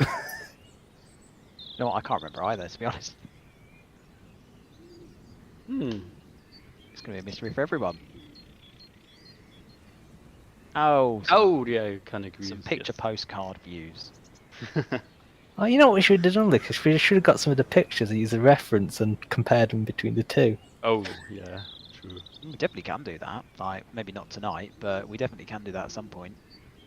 Because a lot of the images I tried to match up as closely as possible to an actual image. Which is why sometimes you see like a white car next to the station building, and if you look at one of the photos, you'll see a white car next to it. Aaron said you could make the whole 10 in 10 about the scenery, and I wouldn't have complained. I mean, it's nearly been 10 out of 10 for the scenery. I mean, it's not far off, but yeah, there are trains as well. Right, and then the last one, I do know what it is when it gets onto it. 1 minute is quite long. It does. It is when you're just looking at some iconic views. It's quite difficult to sort of fill over the top of it, isn't it?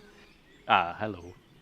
So here is the Linke Rheinstrecke 110.3 layer. This is just the 110 layer. There is the 103 as well, but this is just the one. Tonight we're just going to show you the 110.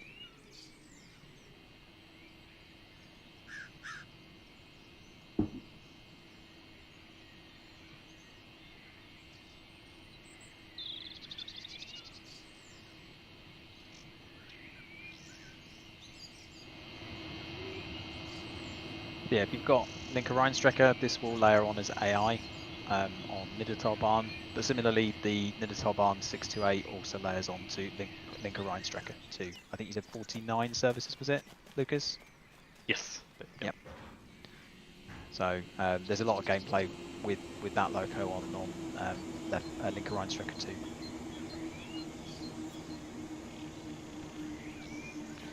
No, Cyclone, this will not be drivable on this route. There we go, and we're back to gameplay, Matt. There we go, woohoo! I think when I totted all the services up for the AI layers, I think there was 46 at Teldenbergen and 81 at Bad Weibel. Yes.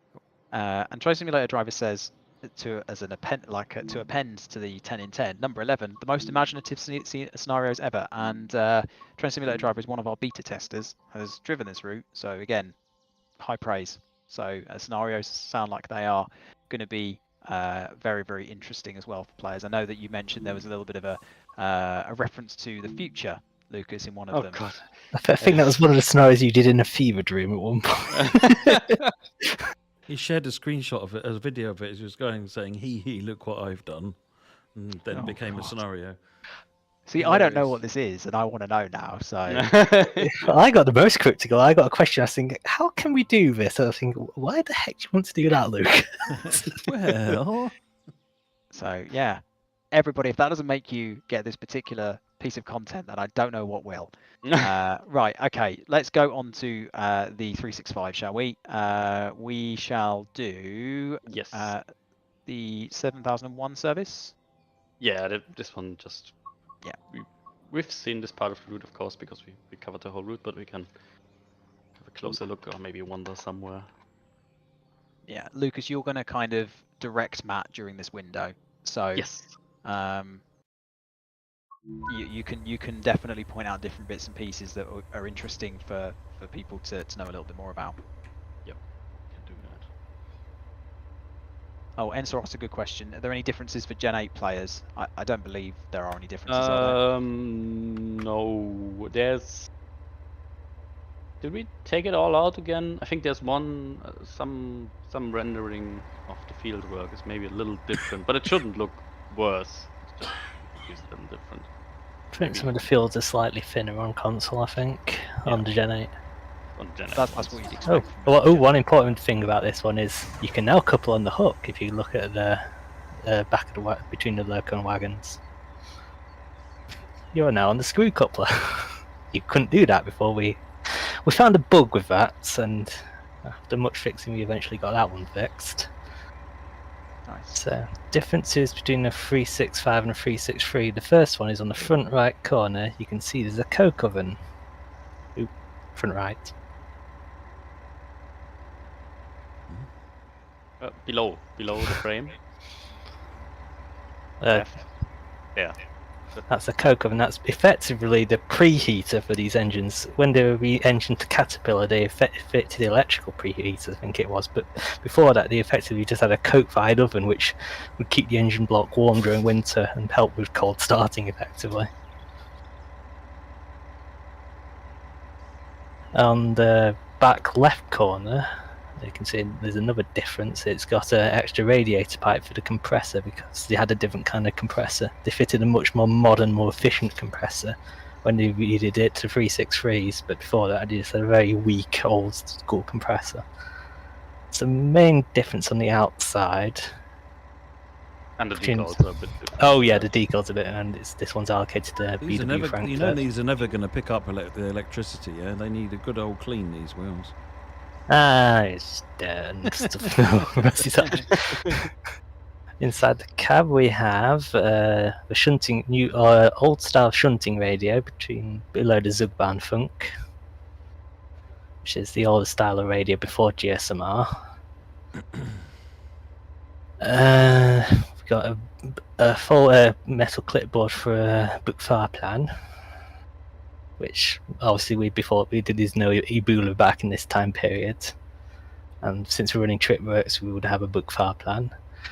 This locomotive also has Induced I-60, which is an earlier version of PZB. It's effectively the great grandfather of PZB. It doesn't have all the improvements that were made over the years, as many safety systems have.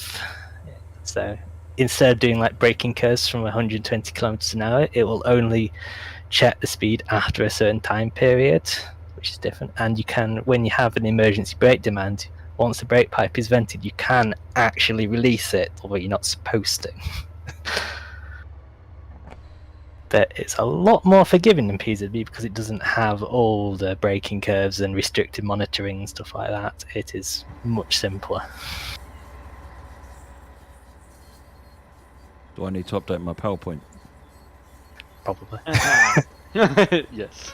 The speed difference, this one's currently set in mode U, which is actually 60 compared with 55 kilometers an hour of PZB 90 version 2. Oh, and there's all those little details on the signals which we cared about. If you just saw when the signal got back into the blocking state, on the back side it goes from 1 dot to 2 dot, so you cannot actually also see from the back side what the signal is saying in the front. Oh, that's cool. It's a good feature. As you said, we're pulling sugar beets, aren't we? That's kind of the prototypical. Yeah, this was pretty. Experience. This area was very. There were other kinds of traffic like lumber and general farm equipment, that sort of thing, in general purpose vans, but we only had time to make one wagon.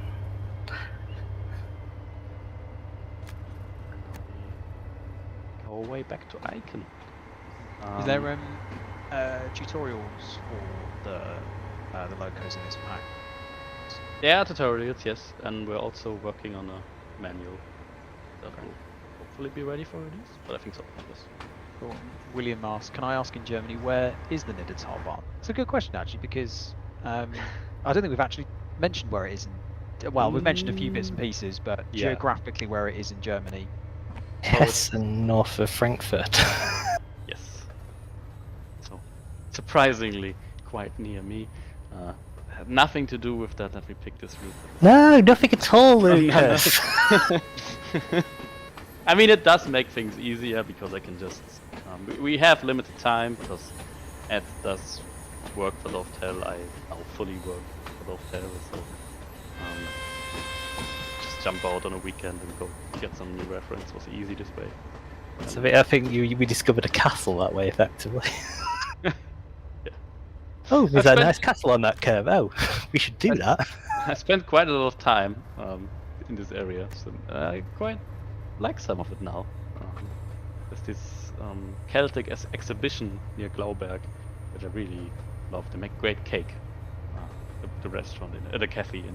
And that is, I guess, a little bit of context behind one of the collectibles as well. Yes. Lucas. So Yeah, this okay. area was quite known for Celtic settlements. We found a lot of stuff here. So we try to include a lot of. We looked with the collectibles. We try to look for references, and one of them is like a little Celtic statue. Oh, If you find it, you clean it up basically. So. I should say what's it called. There's quite a few Easter eggs on this route of various descriptions, including the return of my mascot, which was last seen in Dresden Riesa. It's an animal, and there are 3 of them on the route, so you'll have to go find them. I'm guessing they're not donkeys. Oh! Yes, Lucas. There is a donkey. There's one There is donkey. I'm so glad. I was asked by the team to add one, so I added one. Yes. Cool. And it does special things. So. Yes, but my mascot animal is also in there. So if you I'm looking wanna, forward to the maybe we wanna do this here. Nah, we don't. It's slowing down now. It's going too long, I think. Nigel asked, is Niddertalbahn a heritage railway now? No, it's Still operational. Yeah, and it's actually being planned to upgrade it quite massively now, as I mentioned at the start of the stream. So it's definitely being electrified, and I think they wanna 2-track a lot of the route to make it the NESPA. that'll be interesting with this line. You'll have to Yeah, do a heck of a lot of earthworks. I'm currently wondering. Get up my Excel sheet. Tintin asks, where are the safety systems located in the cab? For Not same place as the 363. See if it's there, and Inducey's on the other side. If I recall. Inducey's not on that panel; it's on the other side of the cab, if I recall. And Matt missed please Inducey, which gives us a good demonstration of how to release. almost like we planned it. Again. So the brake pipe's fully vented, so if you just acknowledge and then press N to release, and the brake pipe should come back up. If you put it into quick release, you'll get it up quicker. And then let it go. And you can go. And there's your demo, everybody. Provided we start moving. I knew when you would start asking me for the confusers, there'd be a reason. There we go. I'm a victim, folks. I'm a victim. Matt, why don't you just look down at this panel for a little while? Oh, no, on the other side.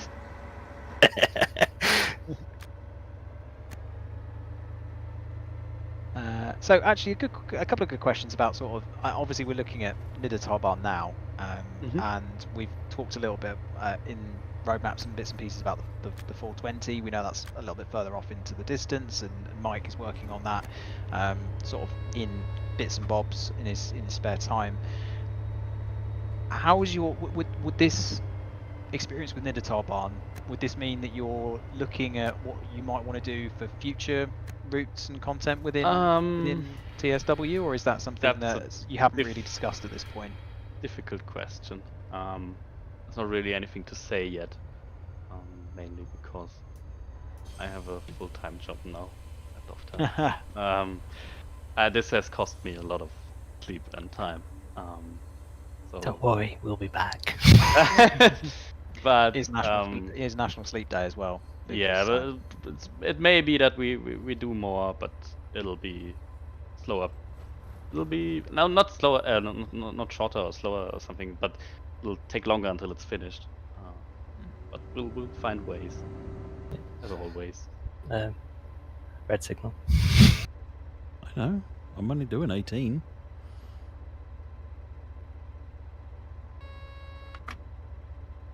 I never know with you, Matt. Yeah, well, I'm not. I think it's understandable. No one's asked me to look at a fuse box, so. Hey, look, Matt, look at your right-hand side. There's a bird. Where? I just did 4 hours of ooh. These William, it's not stops. all, this route isn't available for pre-order. It will just be released on the 23rd, which is next Thursday.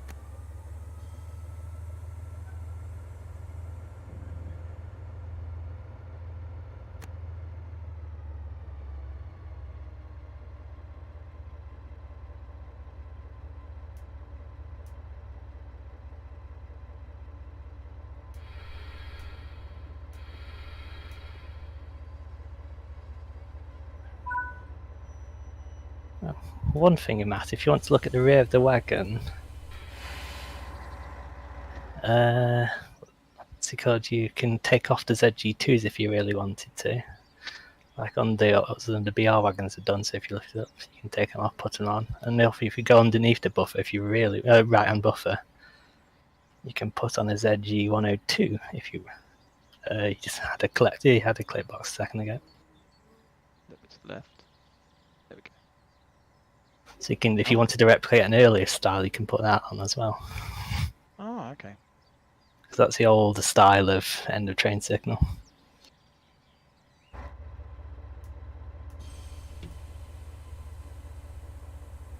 These are the little things that it's good to have you guys on the stream for. You can also do that on the 365 as well.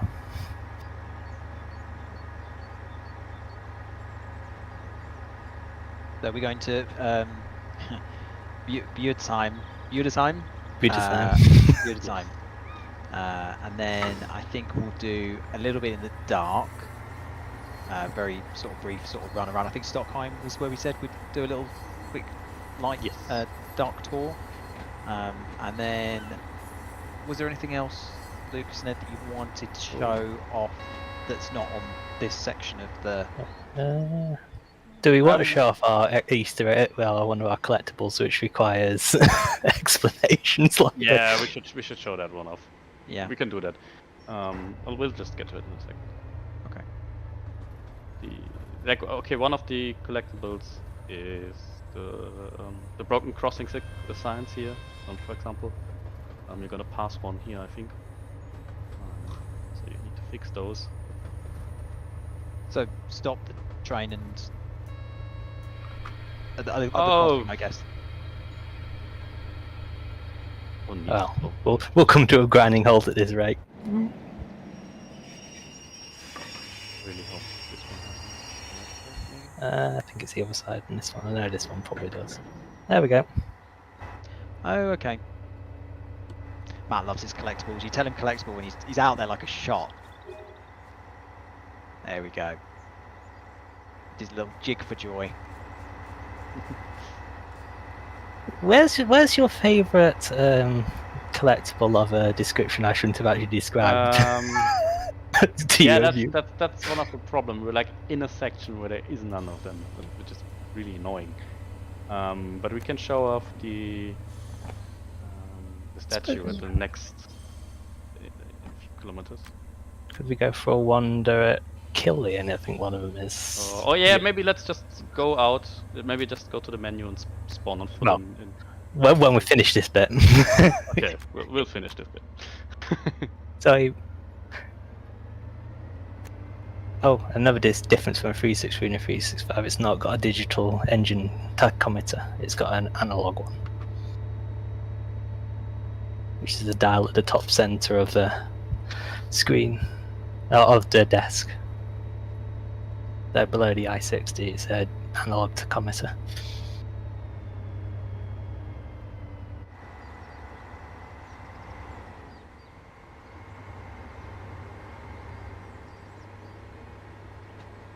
Oh yeah, I had so much fun doing runs on this the last days, just doing screenshots. A few of the beta testers have taken some screenshots as well.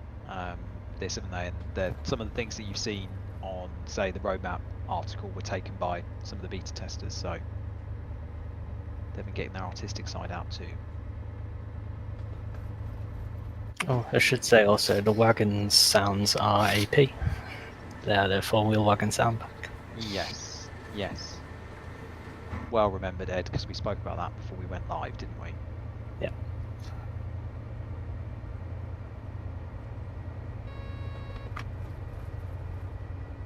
So around the next corner, there's another crossing where you maybe can stop if you want. But let's wait until then. Is there a collectible around here? Yeah. So they're quite well hidden then, these collectibles. Oh, some of them are devilishly. Yeah. Not all by choice. Yes, that probably didn't help matters at some point. One person Look. places the collectible, the other comes and places other items, and they're like, oh, oops. Yes, Ed, go detail up this area, please. Just in terms of achievements, kind of the standard for TSW3 routes now are 3 achievements per route. Is there anything in particular from an achievements perspective? Because we normally have the complete X circle. No, There's the nothing standard massively 3 special. basically. Yeah.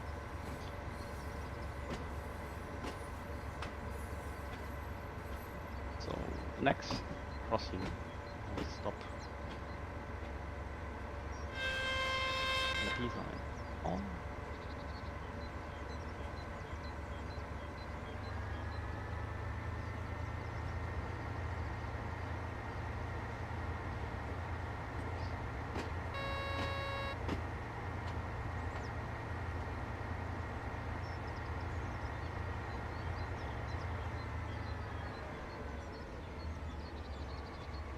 Apologies if you can hear my cat in the background. She's decided that she wants to start growling at a neighbourhood cat through a cat flap, so you might hear some angry cat noises. We were wondering what you were doing. There you go, she's growling right now.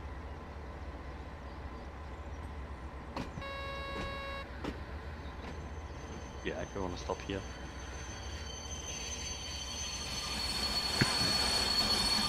And if you go outside, to the right side, yes. Go to the crossing basically, and to the right. Look at a bit to the right here. There should be a statue here somewhere. No, behind those bushes, I think. Wow, you have hidden Yeah, these well, there it haven't is. you? There it is. Oh wow, people are gonna love finding these, aren't The they? thunder crack. The thunder crack. Brilliant. Well, we actually wanted to do something else, but we couldn't do it in the end. Yeah, we're not allowed. Well, it's not that we weren't allowed; we just didn't have time to do it. Really. I kind of asked if we weren't allowed. Maybe next time. Right, next stop. Budesheim. You'd sign. It's been a long week. That's okay. Only 16 more days to go. What, this next 24 hours? Yeah, till tomorrow. Yeah. Yeah, March has been quite a month. So we've seen the broken crossing signs, we've seen the statues. Then I we assume have route maps? posters. No, we have posters. Oh, posters. Okay. Which you can find. Those are a bit easier because you can find them on the station. And then there's the mysterious off one. I'll show off in a second. Oh, we're going to show them off. We can show it off. Yeah. I think we need to explain it. Otherwise, Okay, people fine. will be like, "What the hell is this?" But If you're a long-time player of Train Sim Classic, you'll get it. Yeah, It's not another fever dream incident, is it? Sort kind of. of. This was Sadly- this was one of those things that I probably shouldn't have suggested because everybody loved it. So I suggested. Yeah, sadly we're in the middle section of the route. There actually are none of those, so unfortunate right now. Oh, Joe's already hyped it up in the chat. Oh, I know this. It's brilliant. So I have no idea. So I'm looking forward to It is finding out a little brilliant. bit more. It is brilliant. It's just inspired. Creefabs asked, have I missed something? What's wrong with Matt? Why is he so grumpy and not in camera anymore? Oh, Matt, you're not grumpy. Not grumpy. There's only enough room for lots of other people, and I can sit here and drive, and and I think Lucas and Ed are probably more qualified to talk about the route than maybe Matt is as well. So we'd rather have their insight than, unfortunately, than Matt's insight for this one. It's quite really right. not easy. I have big respect for what Matt does, because it was the same in the last stream. Like after 1.5 hours, you kind of get like tired a bit. You don't know what to talk about all the time, and Matt can do that for hours and hours and hours, which I find. Stopping me talking is normally the problem. Well, I just Matt and wanted to on the know same what stream time together. it was. Yeah. Matt and I on the same stream together is just a match made in hell for anybody that wants to get out of there anytime soon.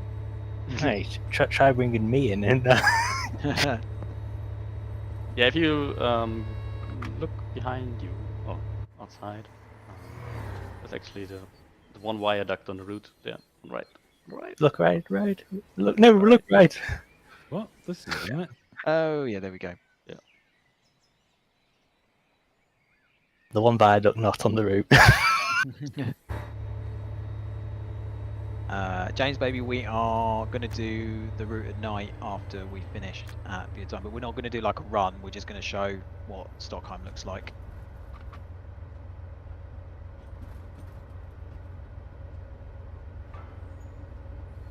Maybe we can. Are we not stopping here, right? Yeah, okay, we're just driving through. That's fine. We can have a small rondo around it. Things to explore next to the stations.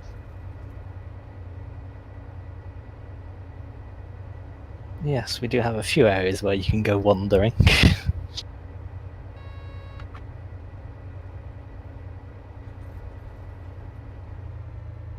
Yeah, this was quite hard on getting all these areas together. I don't know. We started when we started. I think it was like I laid the track and we started doing foliage, and then after 1 or 2 days of working, we were like, oh my god, this is so much work. We're never gonna be able to finish this, and almost stopped because it feels quite overwhelming. And yeah, when you're presented with a barren green landscape, it's you just you can't see the end. So how long did it take you, like, when, because I know the development perhaps isn't the most conventional development that a route has ever had, because you've been kind of doing bits and pieces in different spare time and things like that, which I guess means that it takes a bit longer than perhaps you would normally expect. But from when you first started laying, you first had that big green expanse and you first started laying your first assets onto it, how long has it taken to get to this point? I mean, it's been a year and a month, kind of. But some of it's only really come together in like the last month or so. Yeah, it's a lot of preparation, and then at the end you get to actual final route building. But, it just all sort of comes together at once, really. Yeah. It's just. And here, if you look down, for example, here, Matt, there's been a lot of work in detailing the streets and. And see if. Oh, yeah.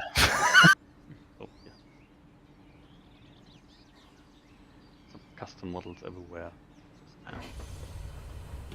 I think I had a look and it was like almost 500 custom models in total. Oh, assets produced for this route, not custom models. Some are duplicates, but a lot of new stuff basically. Yep, telegraph poles was a new system I got in. Totally didn't. Yeah, I hadn't. Do you know what? I hadn't even equated that as something that we probably wouldn't have seen before on a TSW route. But yeah, you're exactly right, Ed, aren't you? I think we had some on Spirit of Steam.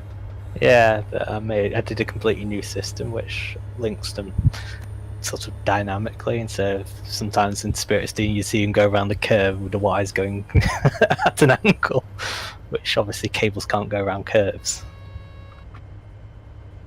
So I made it over. I just looked below my table and I was like, my cables go around curves.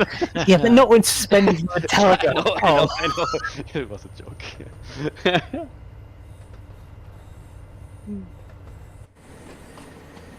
Almost there.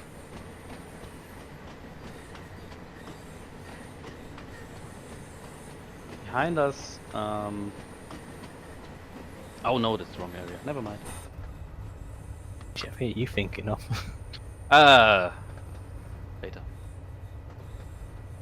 Did we show everything? Yeah, I think the one DB logo still here. So in this cap somewhere, there's still a modern DB logo. So if you find that, Oops. oops. I did tell you to remove that. Yeah, It's a nice little Easter egg. it's been. Oh, you found it. I think it actually might be a Bundesbahn logo, that one. I'm not sure. It's been a lot of fun, but it's been like at some point, I think it was 3 or 4 weeks ago, we started doing like a final to-do list for stuff we need to do, and it reached like 150 points of stuff, so a huge list. And we were like, oh god, we're not gonna finish this in the time we want to finish. But we somehow managed to get almost everything done. So there's a few things we would have wanted to do. There's a few details we would have liked to flesh out more, but there's always things you can do. Do better new roads. Yeah, at some point in the project, you have to call time on it. Yeah, otherwise you're gonna work on it forever, basically. But what are your favourite parts, or what was your favourite individual kind of feature or part of the route that I guess is part of the final product? Is it a particular asset that was modelled? Is it a particular part of the route? Is it? I'm interested to hear, because obviously, as you say, there's a lot of sleepless nights that have gone into this. So I'll start with you, Lucas. What's your kind of favourite part? Oh, I spent a lot of time with all the level crossings, so they've grown to my heart a little bit. Also, this station was a lot of fun to make. Budesheim is just lovely, and we also we're gonna walk there in a second. Like, we added a little viewpoint where you can have a look station properly. And Ed? Oh goodness. I might have to go. Fields. I am quite happy how the fields turned out overall, but I don't know. I always loved Stockheim Station, especially once I finally got around to finishing it. It was half complete for about 6 months, wasn't it, Lucas? Yeah, it's been lots of stuff which you just left off because when you work on a project like this, it's hard to like power through areas. You then jump around and to do other things to get some variety in your own work. Otherwise, you go mad at some point. So Yeah, absolutely. One thing that's important to know, this is a question actually from Red Rev from the forums. I completely forgot that I had this in there. Nothing subs into this route in terms of like the shunters. So you just have the 365 on this route. So you won't get a G6 that appears randomly on this route. would be all be too modern, basically. Yeah. Just tapped into the 90s market with left Rhine, so. We're approaching Budesheim. We already passed Budesheim, but we were this service basically gathers all of the freight wagons, so we need to stop here and then reverse back.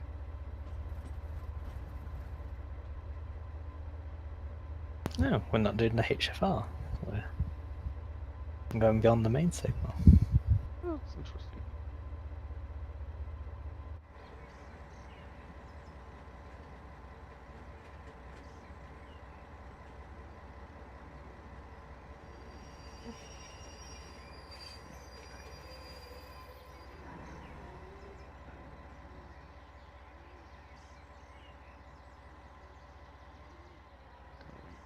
Signal.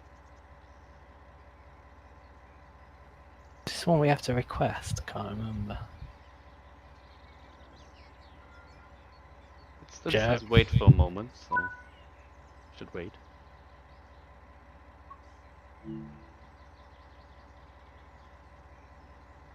Oh no. I'm done. What have you done, Lucas? I think you might have to set back slightly just so you can get the direction. Oh, proceed restrict. Oh yeah, this is one of the obviously the signal does not have any shunting indications, so you would have to communicate with the signal box.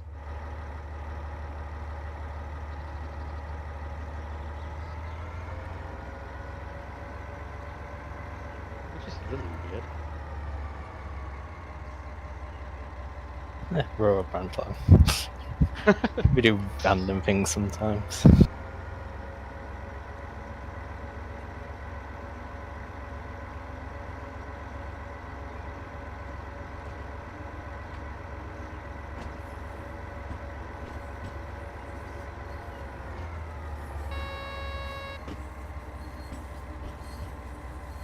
Yeah, so we this service we basically split into parts because I think it would almost be 2 hours to go from one end to the other and collecting all of the freight cars.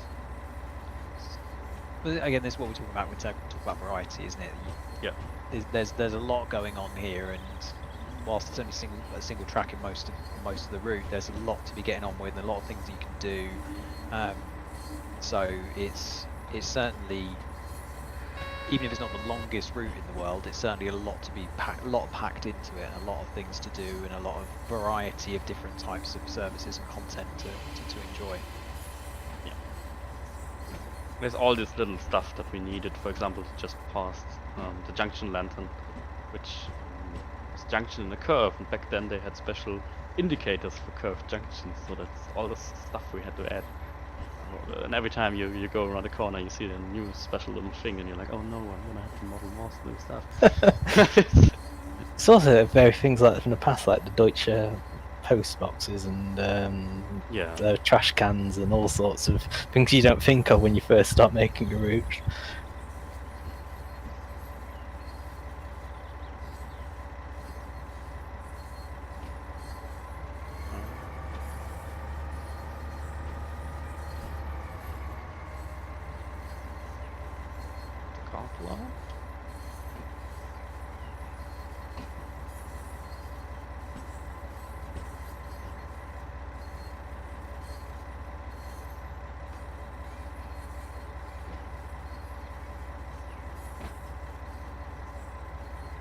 Here are these typical farm trailers.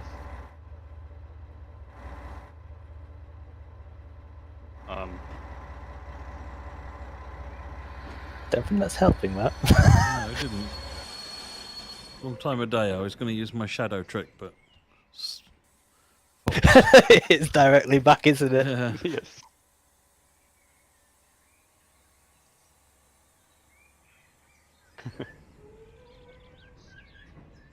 And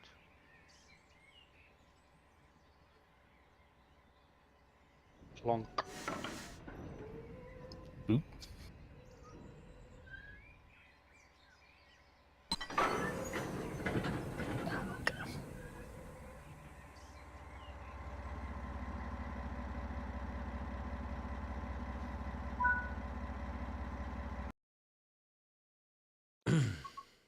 Want to go for a wander around here? Yeah, just go for a wander around here. Just show off the stuff. Go to the station. Do we have one of the aforementioned collectibles? No, that's next station. I think we might need to switch stations for that. So Take a left, out station. Here's one of those old signs. If you look, turn back just a second. A DB Langer sign. a lager. Oh. What's the German for that, Lucas? Anlage. Anlage. All of the freight sidings had this sign. So much you can cross the road here basically, and to the right. And there's stairs. Ooh, love stairs. Oh no. Oh, there. Cross the road. Cross the road. You can see stairs. We love stairs. Probably traversing the scene and the town, aren't we? Yeah, and then to the right, and you can have a nice viewpoint down. I just love adding this kind of stuff because it's ideal. If anybody, This is where the train spotting people, and these are also the spots that we found on the internet where there were photos of lots of photos of certain viewpoints. So we yeah, this one's got quite common. This one from up Yeah. here. Okay, then let's quickly go out, and I'm trying to think about. Let's go to Bad Viable. I think that one has a fun one. Let's go Bad Viable. Do you want to actually? Should we do Bad Viable in the dark? We can do that. Yeah, I'm just trying to think of Hmm. like if we do that one in the dark and then we've got the collectible there as well.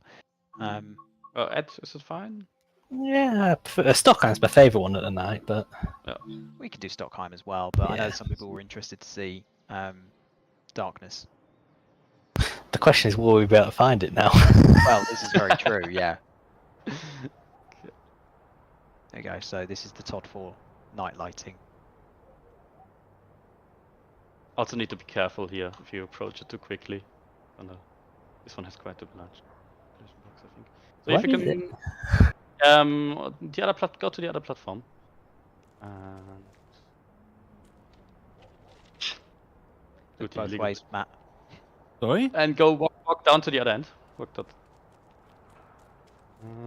Never know when you get run over and you're running across the track, so you like to look. And if you start zooming in here at the end of the platform, yeah. Ah. And yeah, now stop a bit in front of it. Don't run into it. You're gonna be like, you can go further. You'll be like, what is this? A milk bottle. People who played TS Classic might know what milk bottles mean. So, What do milk bottles mean? For the uneducated Lucas, i.e. me.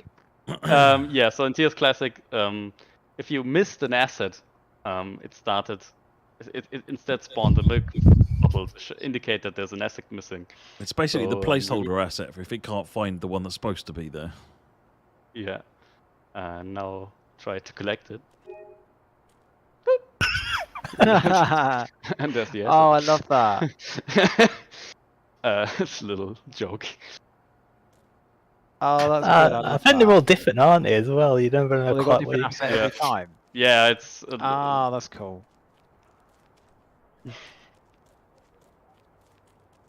That's a fun one. Yeah. Lovely. Well, now we've done one milk bottle. Should we go to Stockheim and take a look at the station at night? We can do. Ed Yep. very much enjoyed it. Or that's his favourite.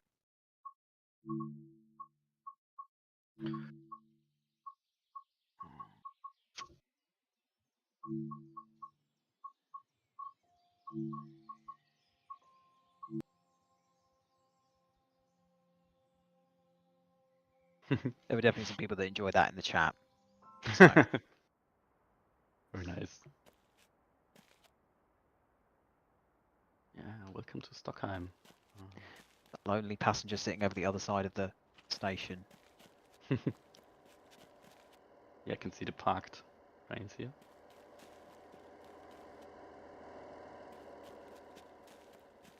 Signals glowing. Lovely.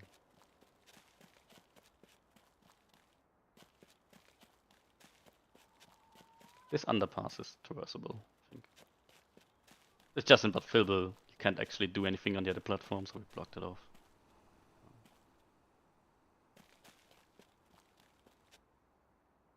Into the goods yard area. Back.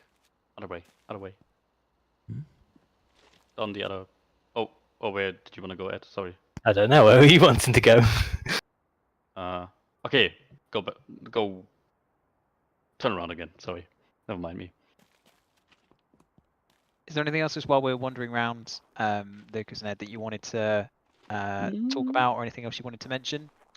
Not really. We hope you guys enjoy it, and we'll try fix stuff that gets found as broken because We're no different. We do mistakes. Not everything gets caught. Yeah, I mean, it there's looks definitely pretty- some Easter eggs around here. Yeah, I mean, it certainly looks very impressive, and by the chat reaction, it's certainly gone. There's certainly a lot of love for the route on the chat as well. So I think might be onto a winner with this one. Matt, when you're happy, please feel free to take us on to the face cams. Oh, Well, we're going to do something on Left Rhine. oh yes, sorry, completely forgot. Let's go Left Rhine and see what the 628 looks like in Left Rhine. Oh, yeah. You can get down the second lamp, but okay, never mind. Just go to left, right? Sorry, I completely forgot about that. Well reminded. What do you want me to look at on Left Rhine? 628, please. Yes. Those are the services. But we do a short one. There's some really quite short ones, I think, on like Mines to somewhere. Yeah. 12-minute one, you can get the look up There's a- to speed. There's a 2-minute one as well. Wow. JD wants to go. No. A lot of the services look like this because a little bit later on, the line just after here, the line turns away, and Yeah. as you can see there, some of them, this one goes over to Saarbrücken here, and the line carries on down here for the diesels. So the electrics go up that way. But you will find, when you look through the list here, there are some services that are a little longer, like that one, 37 minutes. So that one takes you up a bit of the Left Rhine. I think there's like a 54-minute one, isn't there, somewhere? There's a 1 There's a hour 1 and hour one. one. That one Oh, takes that's you all the way up to Oberhess. So yeah, there's a fair bit to do. Yeah, this one takes you actually along the really, really pretty bit of the line actually. So that one's quite an interesting one, 49 minutes. So plenty to do. Should we do a quick one then?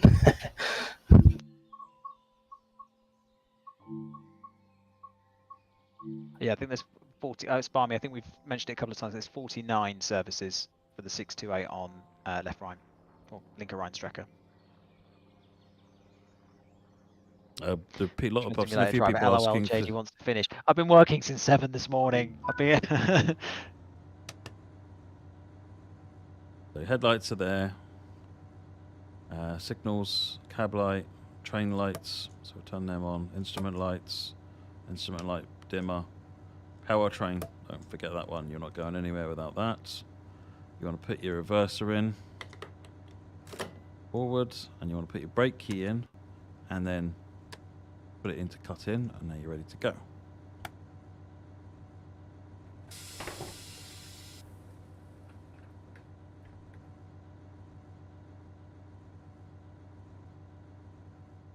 Where are the fuses for P2P?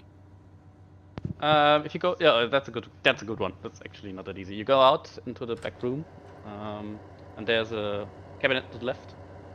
Down. No. Yes. Oh, you can open the cabinet. Ah, here we go.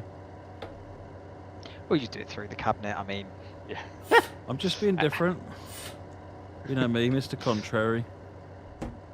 That's cool. I like that.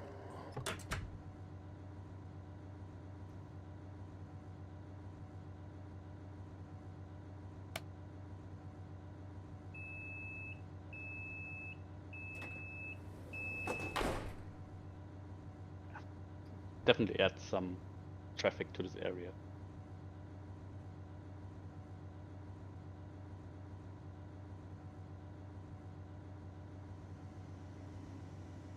And I think we have some routes coming up, which could use a 6-8. Lucas. What?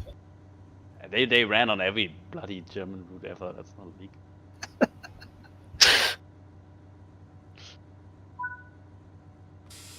only I'm allowed to do that, Lucas. Oh, damn it.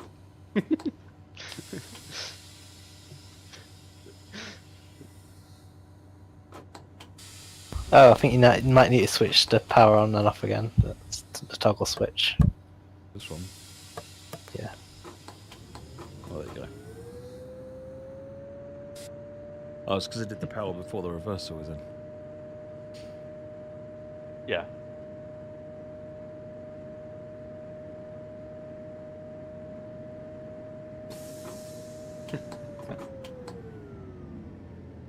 JD, apparently I'm stealing your job and stuff. I know. I've seen. We call you Lukas, not Lucas from now on. Oh. Lucas! I love that. That's sticking. God damn it. I can't take credit for that. That's TPWS promotions productions in the chat. Top marks. I'm definitely not. My brain is not creative enough right now to be able to come up with something like that. So obviously this is Linke Rheinstrecke, and obviously this was released yesterday into TSW3. So if, again, I mean this is a Niddertalbahn preview stream, and obviously it's 6 to 8, but this is obviously around now. If you would like to take a look at it on Steam or any other platform you're choosing.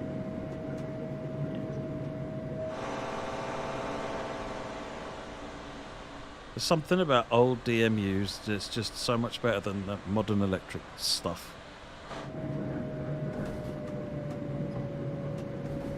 I mean, this was the first train I think who was allowed into a cab. I was very young. That's why I think that's why this one's stuck. Question that was asked actually, I think a little while ago, and I forgot to ask it. Can you control the PIS on 628? No, it's automatic system. Like, because since it's one of these, it's not technically LED, but it's one of these matrix style ones. Those can be very automatic. And Krunger Tiga, I think that's how you pronounce the name, asks, will the new goods carriages, so the ones we've shown previously in the stream, will they also be layered onto Linke Rheinstrecke? No. Not that I know of, no. I think they came in too late. And Whippy said, us non-German speakers need a nickname for this route. I cannot try and spell this. And that has been a Needlebarn. Oh no. interesting conversations that have happened within We've settled on mainly Needlebarn. British speaking. So yeah, Needlebarn is... What was your first favourite butchering, Lucas? So many. Niddertalbahn was the first, and then somehow inside Dovetail they just kept calling it Niddle. Niddertalbahn was the one that kept on getting used, wasn't it? Niddertalbahn. Yeah. Niddertalbahn, yeah. Yeah. But you were saying actually that before we went live that you were tempted to be able to put in a little unique asset of a barn full of needles as a little nod, but you didn't in the end. Yeah, because I thought of the wrong type of needle. But sewing needles. It's a family show. Yeah. There's enough stuff to discover. I just put a needle in a haystack in a barn. Maybe I'll end that for the camera.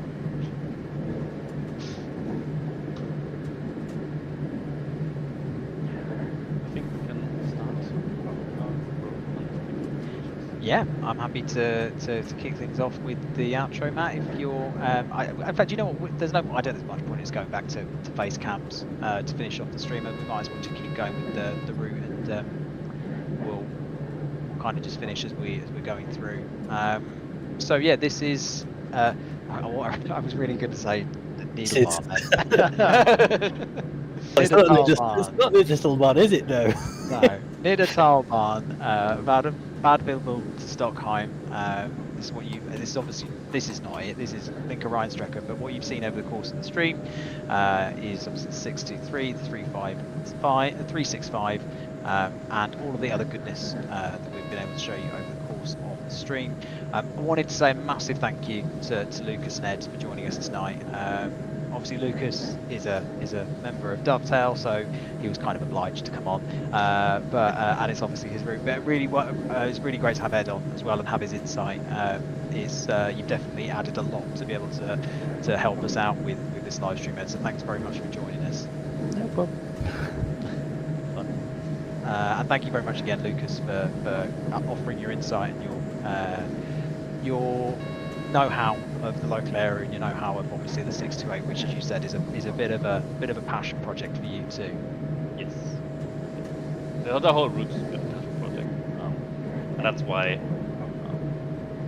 Since it's a passion project, and we're not everybody on the team is like dependent on the money this brings in. That's a very different project. I think people should keep that in mind when comparing it to other stuff.